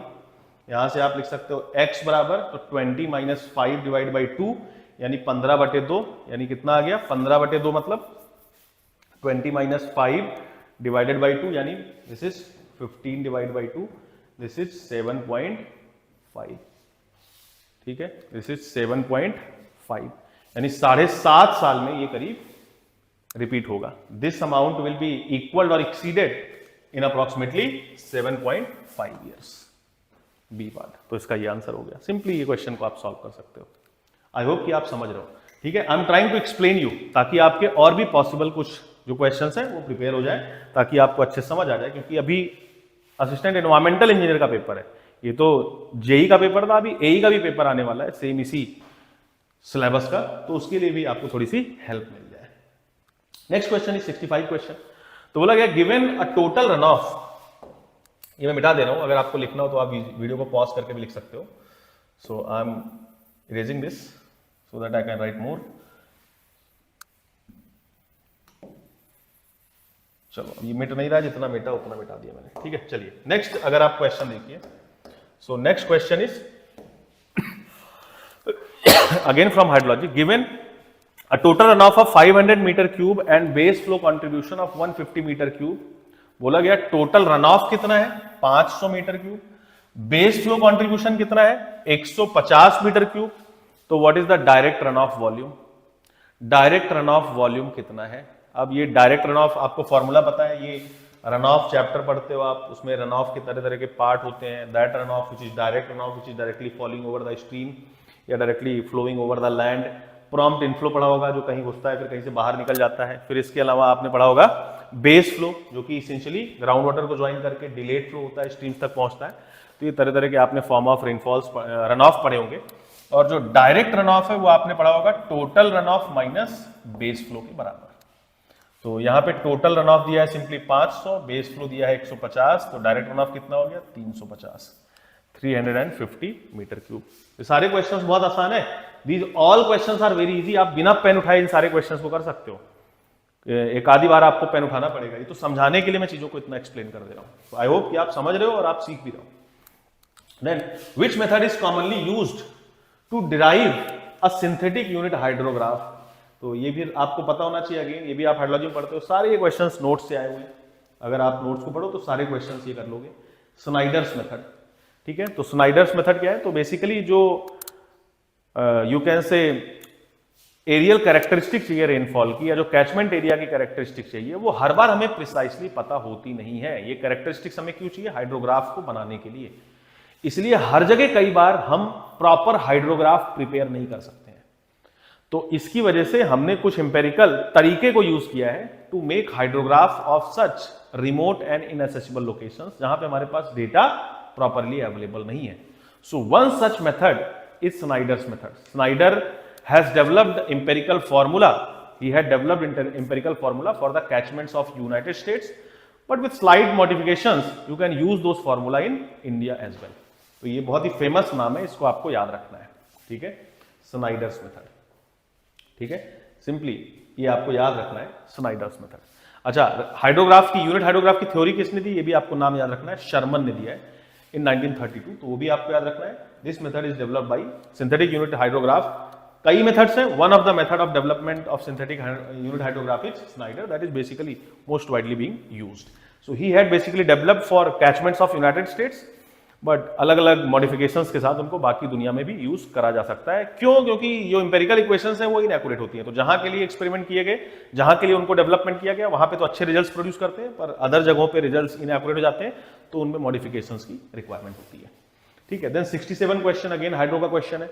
विच statistical test is used for checking the consistency of rainfall record? अब ये भी आपको पता होगा, क्लास में पढ़ा होगा आपने, डबल मास कर्व। डबल मास कर्व से हम रेनफॉल डेटा की कंसिस्टेंसी को चेक करते हैं। आई होप कि ये भी आपको पता है, ठीक है। ये सिंपली मेमोरी बेस्ड क्वेश्चन है, सबको पता होता है ये। बाकी डबल मास कर्व इंपॉर्टेंट चीज है, तो आप इसको पढ़ सकते हो नोट्स में। अब इसमें भी काफी डिटेल में मैं एक्सप्लेन नहीं करने वाला हूं, because it will again take time. तो ये आप अपनी कॉपी में नोट्स में पढ़ सकते हो। Then which of the following factors can influence infiltration rates? वो कौन से फैक्टर्स हैं जो इन्फ्लुएंस करते हैं इनफिल्ट्रेशन रेट को? इनफिल्ट्रेशन रेट मतलब कितना रेट से पानी सॉइल के अंदर जा रहा है। The process through which water goes inside the soil into the soil mass and actually joins the, you can से, ग्राउंड वाटर टेबल, उसको हम बोलते हैं इनफिल्ट्रेशन। अब इनफिल्ट्रेशन किस रेट से हो रहा है उसको बोल रहे हैं रेट ऑफ इनफिल्ट्रेशन। मतलब कितना रेट से, कितना सेंटीमीटर ऑफ वाटर, कितना mm of water per unit time पानी के अंदर घुस जा रहा है। जब बारिश होगी तो बारिश का कुछ पानी नीचे जाएगा और कुछ पानी रन ऑफ के फॉर्म में बहने लगेगा, इस तरीके समथिंग लाइक दिस। तो इसको बोल रहे हैं इन्फिल्ट्रेशन, इसको बोल रहे हैं रन ऑफ। जो पानी बरस रहा है उसको बोल रहे हैं precipitation. So part of rainfall will be flowing over the catchment, over the you can say land, उसको रन ऑफ बोल रहे हैं, part of rainfall will be going inside, उसको इन्फिल्ट्रेशन बोल रहे हैं, and the rate through which you can से it is going inside, उसको बोल रहे हैं रेट ऑफ इन्फिल्ट्रेशन। ये रेट ऑफ इन्फिल्ट्रेशन अलग अलग हो सकता है, इनफैक्ट एक ही स्टॉर्म में, एक ही रेनफॉल में शुरुआत में हो सकता है रेट ऑफ इन्फिल्ट्रेशन ज्यादा हो, बाद में रेट ऑफ इन्फिल्ट्रेशन कम हो जाए। तो हॉर्टन्स इक्वेशन आपने पढ़ा होगा, तो इस तरीके से हम रेनफॉल का जो इन्फिल्ट्रेशन है, इन्फिल्ट्रेशन कर्व को बनाते हैं। इसकी इक्वेशन भी आपने पढ़ा होगा कुछ, कि ये FT किसी भी टाइम पे जो रेट ऑफ इन्फिल्ट्रेशन है, इन्फिल्ट्रेशन कैपेसिटी है, वो कितनी होती है। So that is FF plus FI minus FT into E की पावर माइनस KT, ये सब आपने पढ़ा होगा। तो ये बहुत सारे फैक्टर्स पे इन्फिल्ट्रेशन डिपेंड करता है। फैक्टर्स जैसे कि सॉइल कंडीशन कैसी है, सॉइल अगर ड्राई है तो ज्यादा पानी सोखेगी। भाई साल में पहली बार बारिश हो रही है, अभी बारिश हुई नहीं थी पूरे साल, तो जमीन सूखी है, वो ज्यादा पानी सूखेगी। अगर बारिश हुई उसके बाद बारिश हो रही है, मान लो कल पानी वर्षा खुद दबा के और आज फिर बारिश हो रही है, तो अब इस बार इन्फिल्ट्रेशन कम होगा, जो ओवर द लैंड फ्लो है वो ज्यादा होगा। अगर कोई हाईली अर्बनाइज्ड लोकेशन है, जहां पे डेवलपमेंट बहुत ज्यादा है, जहां पे सड़कें बनी हुई हैं, रेलवे ट्रैक बिछा हुआ है, जगह जगह पे पत्थर बिछाए हुए हैं आपने, जमीन खुली नहीं है जहां पे पानी घुस सके, बोल सकते हो आप स्पॉन्जी लैंड नहीं है, तो वहां पे इन्फिल्ट्रेशन कम होगा। अर्बनाइज्ड जगहों पे वहां पे रन ऑफ की वैल्यू ज्यादा होती है। This is one of the reason कि पूरी दुनिया में सबसे ज्यादा रन ऑफ कोफिशिएंट कहां पे है, north America and United states, क्योंकि वहां पे सबसे ज्यादा डेवलपमेंट है, सबसे ज्यादा अर्बनाइजेशन है, नॉर्थ अमेरिका एंड यूरोप में। ठीक है, तो तरह तरह के फैक्टर्स हैं। जैसे अगर घास है, जंगल है, तो वहां पे इन्फिल्ट्रेशन ज्यादा होगा, क्योंकि जो ग्रासेज होती हैं they try to catch water, वो पानी को बोल सकते हो सोखने की कैपेबिलिटी रखती है। पानी वहां पे रुकेगा, तेजी से फ्लो नहीं करेगा, पानी रुकेगा तो पानी सूखेगा, सूखेगा मतलब अंदर जाएगा, इन्फिल्ट्रेट करेगा। So there are so many factors that are going to be affecting the infiltration. Soil का टेक्सचर कैसा है, सैंडी सॉइल है, ज्यादा पानी जाएगा उसमें, उसकी परमिलिटी ज्यादा होती है। क्लेई सॉइल है तो उसमें पानी घुसेगा कम, उसकी परमिलिटी कम होती है। So a lot of factors are going to affect the rate of infiltration. इसमें देखते हैं, तो which of the following factors can influence infiltration rate. अच्छा, याद रखने के लिए याद रखना कि जो ग्रास होता है, जो फॉरेस्ट एरिया होता है, वहां पे इन्फिल्ट्रेशन सबसे ज्यादा होता है। जहां पे जितना ज्यादा अर्बनाइजेशन होता है, शहरीकरण होता है, वहां पे रेट ऑफ इन्फिल्ट्रेशन उतना ही कम होता है। So which of the following factors can influence infiltration rate. Soil texture करेगा भाई, ये तो इन्फिल्ट्रेशन रेट को अफेक्ट करेगा। सैंडी सॉइल है, क्लेई सॉइल है, किस तरीके की सॉइल है। वेजिटेशन कवर बिल्कुल करेगा, डेवलपमेंट कैसा है वहां पे वेजिटेशन कवर कैसा है, वहां पे बोल सकते हो कि ज्यादा खुला हुआ एरिया है, घास वाला एरिया है, खुली जमीन है, जहां मिट्टी में पानी सोखा जा सकता है, या कुछ ना कुछ उस पर काम किया गया है, सड़क बन गई है, उस पर कुछ पत्थर बिछा दिया गया है, जहां से पानी सूखेगा नहीं, अंदर नहीं जाएगा तो बाहर फ्लो कर जाएगा, तो ये भी अफेक्ट करेगा। सॉइल मॉइस्चर कंटेंट, ये भी बताया, सॉइल के अंदर मॉइस्चर कितना, पहले से उसके अंदर पानी भरा हुआ है तो कितना ही पानी सोख लेगी, तो सॉइल मॉइस्चर कंटेंट भी अफेक्ट कर रहा है। पूरे साल में बारिश नहीं हुई, पहली बार बारिश हुई तो काफी पानी सोखेगा। अब बारिश 3-4 दिन से हो रही है, फिर अगर एक लहरा पानी बरसा तो उस पानी में हो सकता है कि ओवर द लैंड जो फ्लो हो रहा है, रन ऑफ वो ज्यादा क्रिएट हो रहा है, इन्फिल्ट्रेशन कम हो रहा है, तो ये भी बिल्कुल फैक्टर है जो अफेक्ट करेगा। So basically all these factors are going to affect the infiltration या इन्फिल्ट्रेशन रेट। अगला क्वेश्चन फिर से हाइड्रोलॉजी का है। What is the primary purpose of lysimeter. तो लाइजीमीटर आपको पता होना चाहिए कि ये एक्चुअल इवेपोट्रांसपिरेशन को मेजर करता है। Now this is information that you need to understand, कि सिंपली ये आपको ऐसी चीजें याद होनी चाहिए। इवेपोरेट ट्रांसपिरेशन को मेजर करने के तरह के मेथड्स आपने पढ़े होंगे, direct method, indirect method. Direct method में भी आपने कुछ पढ़े होंगे, इनडायरेक्ट मेथड में भी कुछ पढ़े होंगे, तरह के, जैसे पेनमैन इक्वेशन आपने पढ़ा होगा, या फिर आपने ये जो मेथड है लाइजीमीटर मेथड, टैंक मेथड इसको बोलते हैं, ये भी आपने पढ़ा होगा, या फिर ब्लैनी-क्रेडल इक्वेशन आपने पढ़ी होगी, which is one of the most widely used method of measurement of evapotranspiration by irrigation engineers. Penman equation is the most accurate one, most accurate method of measurement of evapotranspiration. क्यों most accurate है? Because it takes care of all the factors that are basically going to affect the rate of infiltration. तरह के methods हैं, जैसे और भी methods हैं, और भी आप जैसे soil moisture relationship कैसा है, inflow outflow study करके भी आप कर सकते हो। There are so many methods, आप इसको अपने notes में देख सकते हो। तो लाइजीमीटर भी क्या है, एक डिवाइस है सिंपली जो कि एक्चुअल इवेपोट्रांसपिरेशन को मेजर करता है। तो क्या करता है ये, simply it measures the actual evapotranspiration. Actual evapotranspiration मतलब जो एक्चुअली इवेपोट्रांसपिरेशन हो रहा है। पोटेंशियल इवेपोट्रांसपिरेशन मतलब जो मैक्सिमम इवेपोट्रांसपिरेशन हो सकता है। Evapotranspiration means evaporation and transpiration combined together, because evaporation and you can say transpiration, why we need to combine them together, क्योंकि जब भी आप पानी डालोगे किसी भी प्लांट को, किसी भी क्रॉप को, तो इवेपोरेशन को आप रोक नहीं पाओगे। इवेपोरेशन एक नेचुरल प्रोसेस है, 24 घंटे होने वाली प्रोसेस है, you can not stop it. जबकि आप पानी दे क्यों रहे हो, तो पानी आप ट्रांसपिरेशन के लिए दे रहे हो, मतलब जो प्लांट की रिक्वायरमेंट है, जिसके थ्रू प्लांट पानी रूट से ऑस्मोसिस के थ्रू एक्सट्रैक्ट करता है, जो कैपिलरी वाटर होता है, उस पानी को वो अपनी ट्रांसपोर्ट टिश्यू जाइलम और फ्लोएम के थ्रू पूरी बॉडी में ट्रांसपोर्ट करता है। फिर जहां पे बेसिकली क्लोरोफिल होता है, लीव्स का जो पार्ट होता है, ग्रीन पार्ट होता है, जहां पे क्लोरोफिल प्रेजेंट होता है, वहां पे प्रकाश की उपस्थिति में, लाइट की प्रेजेंस में क्लोरोफिल की मदद से और carbon dioxide from the atmosphere, इसकी मदद से वो अपना फूड बनाते हैं बेसिकली, और इस प्रोसेस में ऑक्सीजन रिलीज होती है और एटीपी बनता है, प्लांट प्रोटीन बनता है। तो ये जो चीज होती है, ये जो प्रोसेस होती है, जिसके थ्रू प्लांट ने पानी सॉइल से लिया, अपनी जरूरत को सेटिस्फाई किया और फिर उसके बाद उसको वेपराइज कर दिया। तो वेपराइज कैसे करते हैं, प्लांट की जो लीव्स होती है उसके पीछे छोटे छोटे ओपनिंग होते हैं, जैसे हमारे आपके हाथ पैर में छेद नहीं होते, स्किन में ऐसे प्लांट की जो पत्तियां होती है उसके पीछे छेद होते हैं, उसको स्टोमेटास बोलते हैं। तो उन स्टोमेटास से वो पानी एटमॉस्फेयर में चला जाता है, इवेपोरेट कर जाता है। बहुत ही कम वाटर प्लांट को रिक्वायर्ड होता है। जैसे हम लोग पानी पीते कितना ज्यादा है, तो क्या हमारे बॉडी में पानी रुकता है? नहीं, बहुत कम, 0.5 to 2.5% हमारी बॉडी में रहने वाला है हमारी एक्टिविटीज के लिए। बाकी ज्यादातर पानी तो हम एक्सक्रीट आउट कर देते हैं, या तो हम यूरिनेट कर देते हैं, या तो स्वेटिंग के थ्रू हमारी बॉडी से निकल जाता है। ऐसे ही प्लांट्स का भी केस है। So whatever water they are extracting from the roots, from the soil, entirely that is not going to be utilise. Maximum portion उसका 97.5 से 99.5% तक तो वो इवेपोरेट कर देते हैं। कुछ ही पोर्शन है, कुछ पोर्शन कितना है वो, इट इज ओनली 0.5 to 2.5%, जो वो अपनी जरूरत में, मतलब अपनी जिसको कंजम्पटिव यूज है उसके लिए यूज करने वाले हैं, अपनी फूड प्रोडक्शन में उसको यूज करने वाले हैं। अच्छा, ट्रांसपिरेशन डे लाइट आवर्स में होती है, जब सनलाइट प्रेजेंस होती है, जबकि इवेपोरेशन 24 घंटे होने वाली फेनोमेना है। ये सरफेस का मॉलिक्यूल सरफेस को छोड़ के एटमॉस्फेयर में चला जाता है। It is a natural process that is going to be happening 24/7। तो इन दोनों को कंबाइन किया मैंने, उसको क्या बोलते हैं, इवेपोट्रांसपिरेशन। कंबाइन क्यों किया? क्योंकि पानी डालूंगा मैं ट्रांसपिरेशन के लिए कि प्लांट अपनी कंजम्पटिव रिक्वायरमेंट को फुलफिल कर सके, पर कुछ ना कुछ पानी इवेपोरेट कर ही जाएगा, that I can never stop. तो इसलिए दोनों टर्म्स को हमने कंबाइन किया साथ में, उसको क्या बोल रहे हैं हम, evapotranspiration. Evaporation and transpiration together is what you call evapotranspiration. Evapotranspiration भी दो तरीके का क्लासिफाई किया गया, potential and actual. Potential means when there is unlimited supply of water, खूब पानी है, जितना प्लांट करे अपनी रिक्वायरमेंट के लिए यूज, और जितना इवेपोरेट हो सके वो सब होने के बाद जो रिक्वायरमेंट ऑफ वाटर निकल के आई, मैक्सिमम इवेपोट्रांसपिरेशन, उसको बोल रहे हैं हम लोग potential evapotranspiration.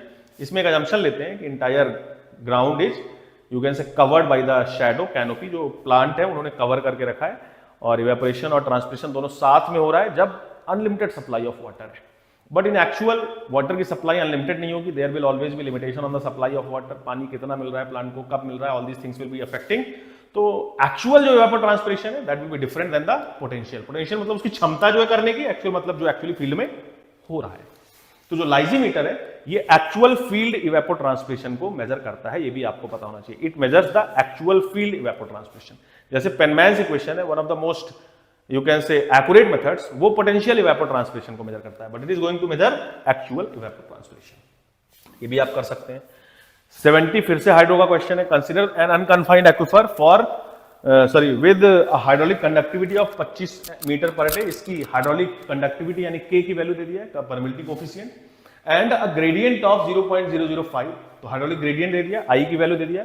The aquifer is 10 meters thick, बोला गया ये 10 मीटर थिक है, and 500 meters wide, 500 meter wide है, मतलब इसका क्रॉस सेक्शनल एरिया दे दिया। बोला कैलकुलेट करो वॉल्यूमेट्रिक फ्लो रेट। अभी बताया, इस फॉर्मूले को 3-4 बार हम यूज कर चुके हैं, कई सारे क्वेश्चन इसी से आ गए। Q बराबर K आई है, तो K की वैल्यू यहां पे दे दिया है। K की वैल्यू क्या है, 25 meter per day. Metre per day में दिया हुआ है, यूनिट ध्यान देना, या लिख दे रहा हूं मैं, it is in meter per day. And I कितना है, सो I इज 0.005, इसको मैं लिख सकता हूं 5/1000 इस तरीके से, क्योंकि मुझे अभी सॉल्व करना है तो मैं सीधे पहले लिख दे रहा हूं। ये तो यूनिट लेस है। हाइड्रोलिक ग्रेडियंट क्या होता है, I is equal to head loss per unit length, दोनों का यूनिट मीटर मीटर है, तो it is unit less, dimensionless quantity है। और एरिया कितना है, तो एक्विफर बोला गया कि 10 मीटर थिक है, इसकी थिकनेस 10 मीटर है, और इसकी जो ये विड्थ है वो 500 मीटर है। तो आप एरिया निकाल सकते हो, 500 गुणे 10, so 500 into 10, this is the area. Area is in meter square. तो जब इसको सॉल्व करोगे तो meter square into meter cube per day में आएगा, जिसमें आपके ऑप्शंस दिए गए हैं। सॉल्व करो तो 500 का 2 गुना 1000 हो गया, और इससे आप सॉल्व कर सकते हो 25 पंचे 125, और 125 का आधा कितना हो गया 62.5, और 62.5 गुणे 2 मतलब कितना हो गया 625 meter cube per day, 625 meter cube per day. Easy question. इस फॉर्मूले से कई सारे क्वेश्चन आए, बार बार इस फॉर्मूले को मैंने समझाया आपको, बार बार यूज करके दिखाया। This is discharge which is coefficient of permeability, hydraulic gradient and area. Then again hydrology का question, 71 question, what is the purpose of the dead storage in a reservoir zone. एक जो रिजर्वायर है in storage zone in a reservoir, एक जो reservoir है उसमें dead storage का क्या फंक्शन होता है। तो ये आपको पढ़ना पड़ेगा, रिजर्वायर वाटर प्लानिंग। जो रिजर्वायर हम कभी कंस्ट्रक्ट करते हैं या जब कभी हम डैम बनाते हैं, डैम मतलब a transverse barrier across the river और स्ट्रीम, ताकि हम काफी सारा पानी कलेक्ट कर सके। रीजन क्या है, जैसे इंडियन कंडीशंस में बारिश तो 3-4 महीने होने वाली मानसून के सीजन में, पर पानी की जरूरत आपको पूरे साल है। तरह तरह की इंडस्ट्रीज हैं, डोमेस्टिक वाटर सप्लाई के लिए आपको पानी हो सकता है चाहिए, या हो सकता है इरिगेशन रिक्वायरमेंट के लिए पानी चाहिए। हर जगह इरिगेशन वाटर हो सकता है सफिशिएंट नहीं हो, तो आप कैनाल सिस्टम वगैरह से सप्लाई करते हो like this. So you require water for various purposes throughout the year, but your climate is like that कि रेनफॉल हो रही है 2-3 महीना ही, 4 महीना ही, 6 महीना ही मान लो मैक्स टू मैक्स। तो 2-4 महीना जो मानसून का टाइम है उसमें जो बारिश होने वाली है, उसी पानी को हम कलेक्ट करते हैं so that we can fulfil our various purposes throughout the year. तो ये काम हम करने वाले हैं बेसिकली, और इसके लिए हम रिजर्वायर बनाते हैं। रिजर्वायर मतलब आप डैम बना के एक बड़ा सा पूल बना रहे हो, बड़ा सा रिजर्वायर बना रहे हो, a lot of water is going to be stored so that you are going to fulfil the various purposes. और वो जो रिजर्वायर है उसको कितने साइज का बनाया जाए, तो इसकी प्रॉपर स्टडी करी जाती है, रिजर्वायर वाटर की प्लानिंग की जाती है। तो ये आप पढ़ सकते हैं, मैं आपको एक बार क्विकली समझा देता हूं। तो इसमें तरह तरह के लेवल्स डिफाइन किए जाते हैं। पहला लेवल होता है जिसको बोलते हैं normal pool level. First one is normal pool level, या इसको बोलते हैं हम लोग कई बार नॉर्मल पूल लेवल ही, ठीक है। नॉर्मल पूल लेवल के नीचे होता है एक जिसको हम बोलते हैं मिनिमम पूल लेवल, और नॉर्मल पूल लेवल के ऊपर एक होता है जिसको हम बोलते हैं maximum pool level. Normal pool level, maximum pool level उसके ऊपर। ये जैसे मान लो कोई रिजर्वायर का मैं शो करूं, यहाँ पे reservoir, so there will be you can say minimum pool level, then there will be a normal pool level, then there will be a maximum pool level। तो जो नॉर्मल पूल लेवल है, normal pool level मतलब जो normal circumstances है, उन normal circumstances में कितना पानी आप इस डैम में स्टोर करने वाले हो, उसको बोल रहे हैं normal pool level. Pool level मतलब वाटर लेवल की हाइट। तो नॉर्मल कंडीशन में जो पानी स्टोर करते हैं वो कितना पानी स्टोर करते हैं, ताकि हम अपनी जो डिफरेंट डिफरेंट जरूरतें हैं, किसी इंडस्ट्री को सप्लाई करना है उसको फुलफिल कर सके, डोमेस्टिक वाटर सप्लाई करना है उसको फुलफिल कर सकें, अगर मुझे इरिगेशन वाटर सप्लाई करना है उसको फुलफिल कर सकें, या फिर और जो वेरियस पर्पजेज हैं उसके लिए हम अपनी रिक्वायरमेंट को फुलफिल कर सकें। Plus one of the most important requirement जो मल्टीपर्पज रिजर्वायर होता है उसमें पावर जनरेशन कर सकें, हम टर्बाइंस चला सकें, हम पानी को स्टोर करते हैं up to certain height so that you can say increase the potential energy of water and this potential energy will be converting into kinetic energy, जिसकी वजह से टर्बाइंस रन होगी, इलेक्ट्रिसिटी का जनरेशन होगा। तो ये सब हमारे पर्पज है। तो जो वाटर होता है मैक्सिमम से मिनिमम नॉर्मल पूल लेवल के बीच में, नॉर्मल पूल लेवल के बीच में, इसको बोलते हैं हम you can say surcharge storage. This is called as surcharge storage, इसको हम बोलते हैं सरचार्ज स्टोरेज।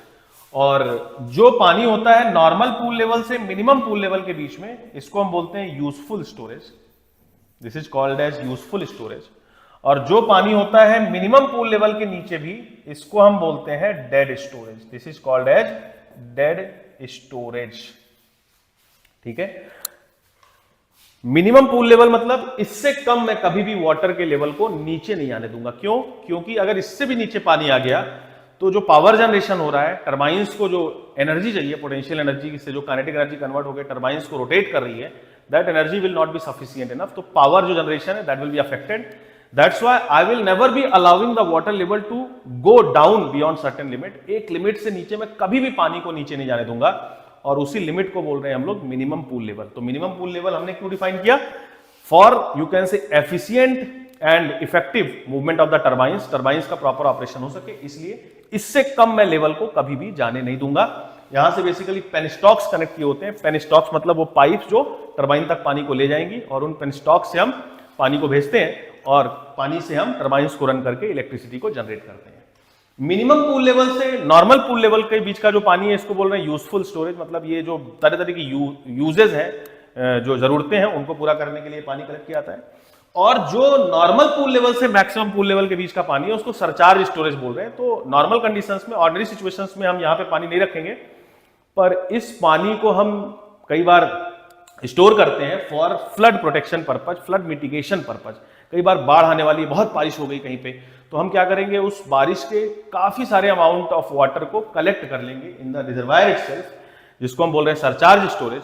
तो उसको कलेक्ट करके हम क्या कर रहे हैं, फ्लड के इफेक्ट को रिड्यूस कर दे रहे हैं। जो डाउनस्ट्रीम साइड है, डैम के नीचे वाली जो एरिया है, वहां पे हम रिजर्वायर में पानी कलेक्ट करके फ्लड के इफेक्ट को रिड्यूस कर दे रहे हैं। इसकी वजह से कुछ सेफ्टी प्रोवाइड कर रहे हैं। So this is going to be the purpose of surcharge storage. Surcharge storage normal ordinary conditions में नहीं होगा। ऑर्डिनरी कंडीशंस में हम कभी भी नॉर्मल पूल लेवल से ज्यादा पानी के लेवल को इंक्रीज नहीं करेंगे, but in extra ordinary situations like flood like situation या फ्लड प्रोटेक्शन के लिए, फ्लड मिटिगेशन के लिए हम कई बार मैक्सिमम पूल लेवल तक पानी को स्टोर कर देते हैं। और इससे ज्यादा कभी भी किसी भी हालत में हम पानी को इंक्रीज नहीं करेंगे। लेवल ऑफ वाटर इससे ज्यादा कभी भी नहीं इंक्रीज किया जाएगा। इससे ज्यादा अगर लेवल ऑफ वाटर गया तो जो स्पिलवेज होते हैं वो ऑटोमेटिकली इस पानी को डिस्चार्ज कर देंगे। Spillways are also considered to be safety valve of the dam, इसीलिए क्योंकि जो एक्स्ट्रा वाटर है जिससे डैम की सेफ्टी बोल सकते हो खतरे में आ सकती है, उस पानी को क्विकली डिस्चार्ज कर देगा ऑटोमेटिकली। सो इससे ज्यादा कभी भी पानी स्टोर नहीं होने वाला है। ठीक है, जो मिनिमम पूल लेवल है उसके नीचे जो पानी है उसको डेड स्टोरेज बोल रहे हैं। डेड स्टोरेज मतलब this is the dead storage. Generally हम इसको यूज नहीं करते हैं। This is the minimum level of water that needs to be present in reservoir so that effective operation of turbines can happen. ठीक है, इसके अलावा ये जो डेड स्टोरेज है इसमें भी आप देखोगे तो तरह तरह के स्टोरेज होते हैं, जैसे वैली स्टोरेज। तो जो डैम बनने से पहले वैली थी, जो रिवर थी, वो रिवर सॉरी वो रिवर तो आप स्टॉप नहीं कर दोगे, तो वो जो कुछ स्टोरेज है that storage always essentially maintained in the valley. कि मान लो अगर कोई रिवर है, उस रिवर की जो फ्लो हो रही है, तो हम ऐसा नहीं करेंगे डैम बना के नदी को ही रोक देंगे। So that storage is always there, वो रहेगा ही रहेगा, उसको हम कभी भी रोकने वाले नहीं है। Apart from that there is bank storage की जो परमिएबल बैंक्स है, बैंक मतलब किनारे जो है रिजर्वायर के, उसमें पानी घुस जाएगा, अंदर सीप इन कर जाएगा। तो जब डैम खाली होगा तो फिर से ये पानी बाहर निकलेगा, सीप आउट करेगा। तो एक तरीके से डैम की स्टोरेज कैपेसिटी को एनहांस कर रहा है, इफेक्टिव स्टोरेज को बढ़ा रहा है। So these are different type of storage: bank storage, valley storage, dead storage, useful storage, surcharge storage। और लेवल्स बताए मैंने, मैक्सिमम, नॉर्मल एंड मिनिमम। ये सब चीजें आप याद रख सकते हो। Minimum level of water is essential to maintain the, you can say, effective operation of turbines. अब आप इस क्वेश्चन को आंसर कर सकते हो, और मेरे ख्याल से अब इस पे जो भी क्वेश्चन आएगा इस टॉपिक पे आप उस सब का ही आंसर कर सकते हो। So what is the purpose of dead storage? Dead storage का क्या पर्पज है अभी समझाया, क्या बताया कि जो पावर जनरेशन है, पावर जनरेशन के लिए पानी को स्टोर करना, to store water for power generation. ठीक है, to collect sediment and debris, ये सब रीजन नहीं है। टू सप्लाई ड्रिंकिंग वाटर नहीं, टू सप्लाई ड्रिंकिंग वाटर किसका पर्पज है? यूजफुल स्टोरेज का। ठीक है, to store water for irrigation किसका पर्पज है? यूजफुल स्टोरेज का, not from the, you can say, dead storage. So this is all, you can, आप इसको समझ सकते हैं, इसके सारे क्वेश्चंस को आप कर सकते हैं। आई होप कि आपको बात समझ आई होगी। Next is 72 question, this is again from hydrology. What does a benefit cost analysis in flood control evaluate? जो फ्लड कंट्रोल में बेनिफिट और कॉस्ट एनालिसिस है वो क्या इवेल्युएट करता है? तो इसको आप याद रखना हमेशा, कॉस्ट बेनिफिट का रिश्ता नाता केवल और केवल इंजीनियरिंग से है। इंजीनियरिंग का जो आत्मा है बोल सकते हो, सोल, वो क्या है? Cost and safety. You are all the time trying to reduce the cost and enhance the safety. आप सेफ्टी से कॉम्प्रोमाइज किए बगैर बार बार हर एक जगह पे पूरी इंजीनियरिंग में कॉस्ट को रिड्यूस करने की ही कोशिश करते हो, और कोई पर्पस नहीं होता है।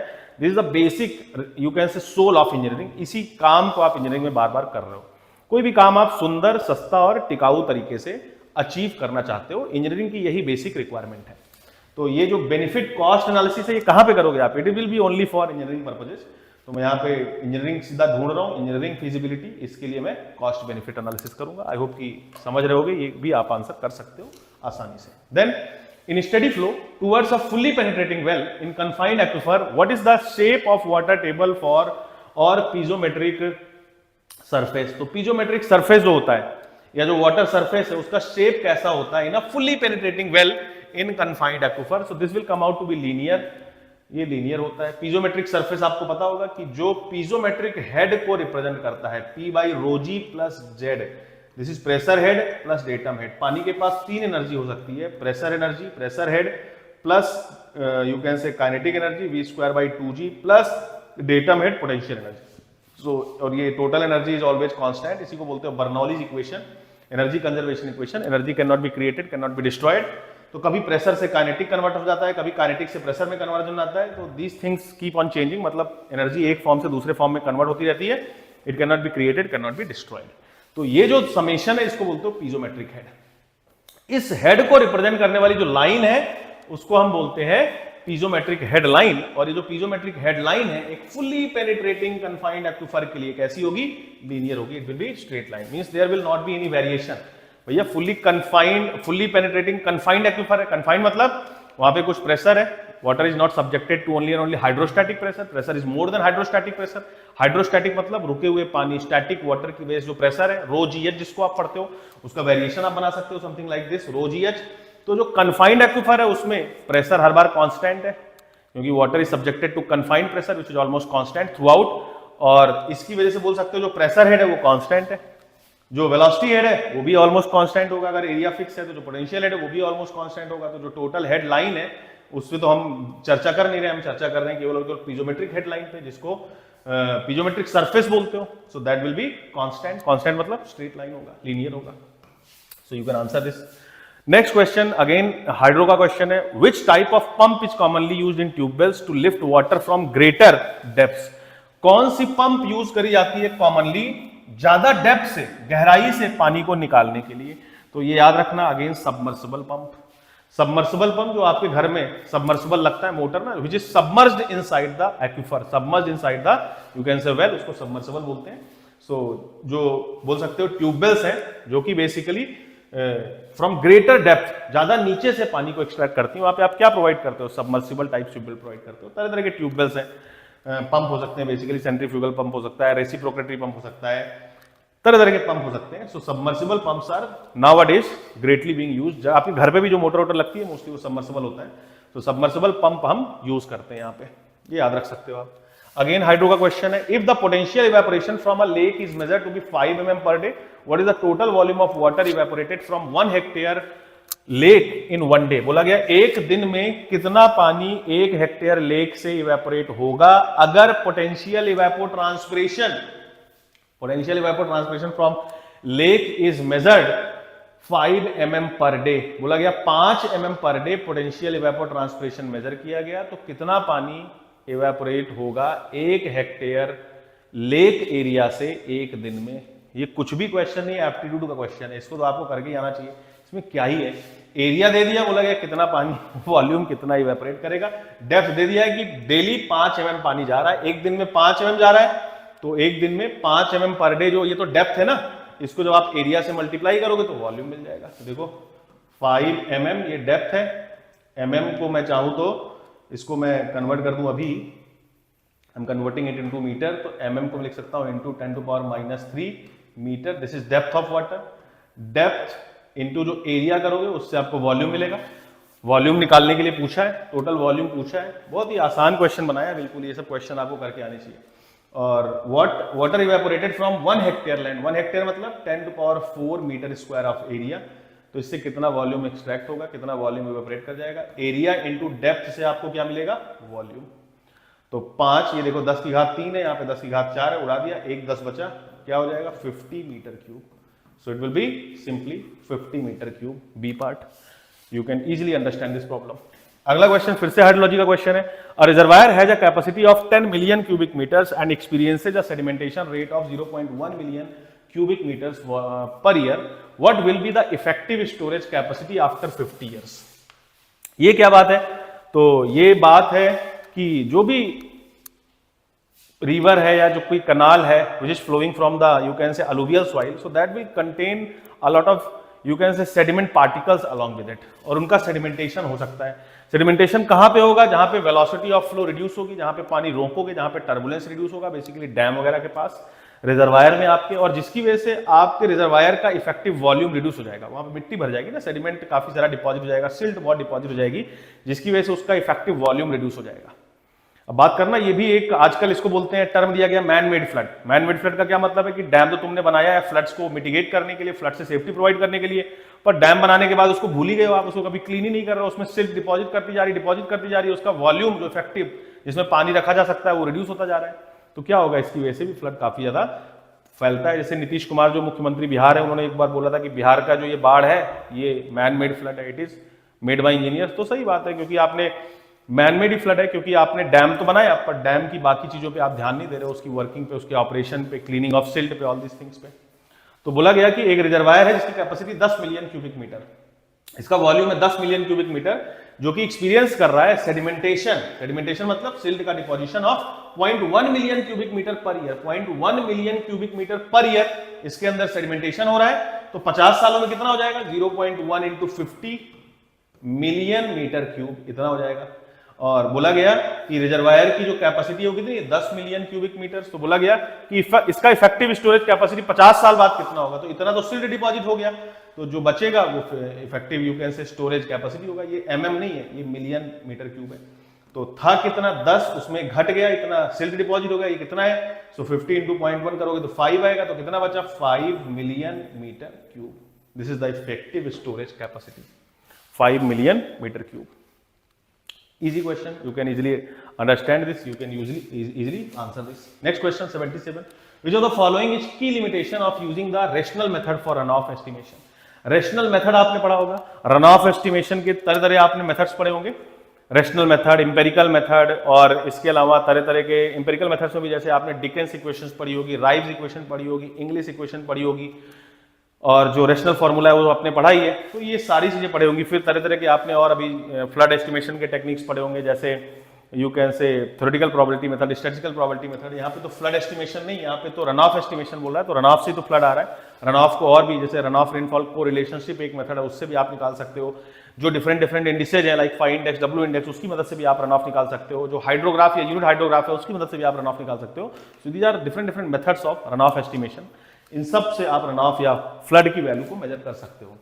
तो जो रेशनल मेथड है, रेशनल मेथड क्या है, Q is equal to 1/36 into K into PC into A, जहां पे एरिया हेक्टेयर में होता है, पीसी सेंटीमीटर पर आर में होता है, क्रिटिकल रेनफॉल इंटेंसिटी, के रन ऑफ कोफिशिएंट है, यूनिटलेस होता है, this is run of coefficient, और 1/36 कन्वर्जन फैक्टर है। इसकी वजह से डिस्चार्ज निकल के आएगा मीटर क्यूब पर सेकंड में या क्यूमैक्स में। मतलब आप एरिया हेक्टेयर्स में पुट करोगे, रेनफॉल इंटेंसिटी आप सेंटीमीटर पर आर में डालोगे, रन ऑफ कोफिशिएंट जो भी डालोगे, तो जो वैल्यू मिलेगी इस फॉर्मूले में रखने के बाद डिस्चार्ज की, रन ऑफ की, वो मीटर क्यूब पर सेकंड मिलेगी। अब इस फॉर्मूले के कुछ लिमिटेशंस है। लिमिटेशंस क्या है, तो ये स्मॉल कैचमेंट एरिया जिसका एरिया 50 किलोमीटर स्क्वायर से कम है, जनरली वहां पे यूज किया जाता है। तो मोस्ट वाइडली इस मेथड को यूज करते हैं अर्बन ड्रेनेज सिस्टम प्लानिंग के लिए, मतलब जो सीवर लाइन वगैरह बिछाते हैं, ड्रेनेज पाइप बिछाते हैं, आप आई होप की रिमेंबर कर रहे हो, sewage pipe, drainage pipe, water pipe, all this things, तो उसकी डिजाइन के लिए, या जो बाकी अर्बन ड्रेनेज सिस्टम है उसकी डिजाइन के लिए आप इस फॉर्मूले को मोस्ट वाइडली यूज करते हैं। इसकी लिमिटेशन क्या है कि ये कम एरिया के लिए सूटेबल है, area should not be very large, और इसमें एक अजम्पशन लेते हैं कि जो रेनफॉल इंटेंसिटी है it is uniformly distributed through out the area, पूरे एरिया पे एक समान, एक ही यूनिफॉर्म रेट से बारिश हो रही है, जबकि ऐसा कभी भी नहीं होने वाला है। सेंटर ऑफ जो स्टॉर्म होता है, आई ऑफ स्टॉर्म, वहां पे बारिश का जनरली इंटेंसिटी ज्यादा होता है, और ये आई कीप ऑन मूविंग, जैसे जैसे आप दूर जाते हो स्टॉर्म के आउटर एक्सपेंस की तरफ जाते हो, रेनफॉल इंटेंसिटी कम होती जाती है। तो किस तरीके से स्टॉर्म मूव कर रहा है through out the catchment area, उसके हिसाब से अलग अलग जगहों पे अलग अलग रेनफॉल का अमाउंट हो सकता है। It is never possible practically कि पूरी एरिया में एक ही इक्विवेलेंट रेट से, यूनिफॉर्म रेट से रेनफॉल हो रही है। So it requires, but this is our assumption, हम अज्यूम करके चलते हैं कि रेनफॉल इंटेंसिटी जो है centimetre per hour, it is constant throughout the area. So it requires complex computation tool. बकवास बात है, कोई ऐसा चीज नहीं है यहाँ पे। It is applicable only for large water shade. अभी तो उल्टा बोला कि स्मॉल वाटर शेड में वैलिड होता है, तो लार्ज में कहां से वैलिड हो जाएगा ये? नहीं, ये भी एक गलत बात है।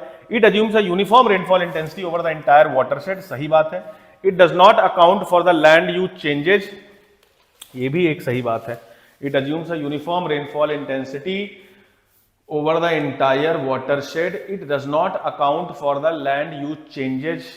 चलो ले रहे हैं, क्योंकि के की वैल्यू जो है वो इस सब चीज को अपने आप में अकाउंट में लेता है। जो लैंड यूज चेंज है, किस तरीके से आपने लैंड को चेंज किया है, उसके हिसाब से आप के की वैल्यू को चेंज कर सकते हो। जैसे लैंड यूज चेंजेस का मतलब, जैसे इंडियन सब कॉन्टिनेंटल कंडीशन के लिए रन ऑफ कोफिशिएंट की वैल्यू 0.46 है, पर हम उसकी वैल्यू को बढ़ा के भी ले सकते हैं 0.5, 0.6 लाइक दिस, डिपेंडिंग ऑन कि जो लैंड यूज पैटर्न है वो कैसा है, कितना शहरीकरण हुआ है, कितना अर्बनाइजेशन हुआ है, कितना रन ऑफ में इंक्रीज हुआ है और इन्फिल्ट्रेशन में कमी आई है, उसके बेसिस पे। तो मेन जो डिसएडवांटेज है या लिमिटेशन है इस मेथड का क्या है कि इसमें हमने रेनफॉल इंटेंसिटी को यूनिफॉर्म कंसीडर किया हुआ इस फॉर्मूले के डेरिवेशन में, which is not going to be true.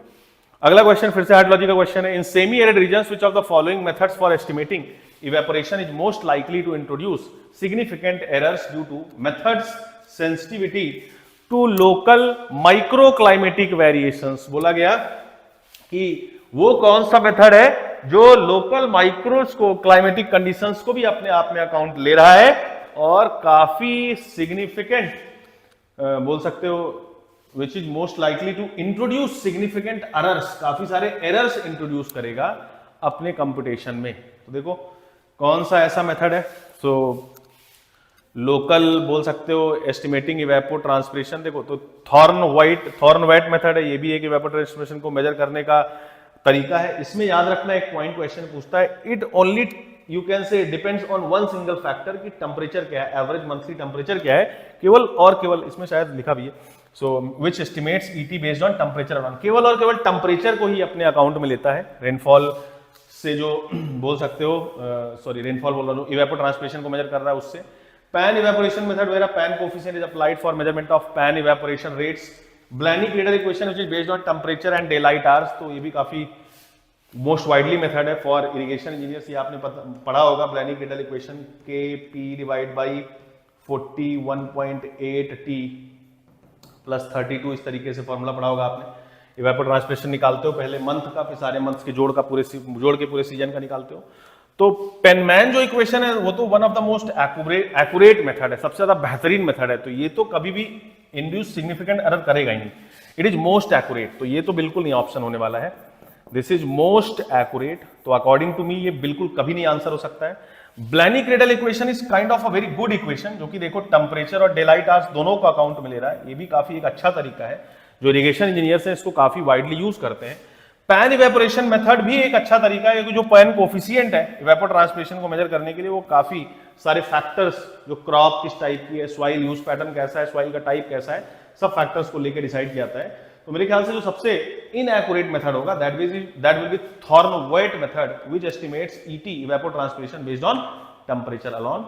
तो इसका मेरे ख्याल से सबसे अच्छा जो सटीक ऑप्शन होगा that should be D part, ये सबसे इनएक्यूरेट है, दिस इज इनएक्यूरेट। सबसे ज्यादा accurate Penman equation, after that you can say Blaney Criddle, after that pan evaporation जो मेथड है, और सबसे जो कमजोर मेथड है लीस्ट एक्यूरेट वो थॉर्न-वेट मेथड है, जिसमें केवल और केवल टेम्परेचर वेरिएशन से ही हम इवेपो ट्रांसपिरेशन को रिलेट करते हैं।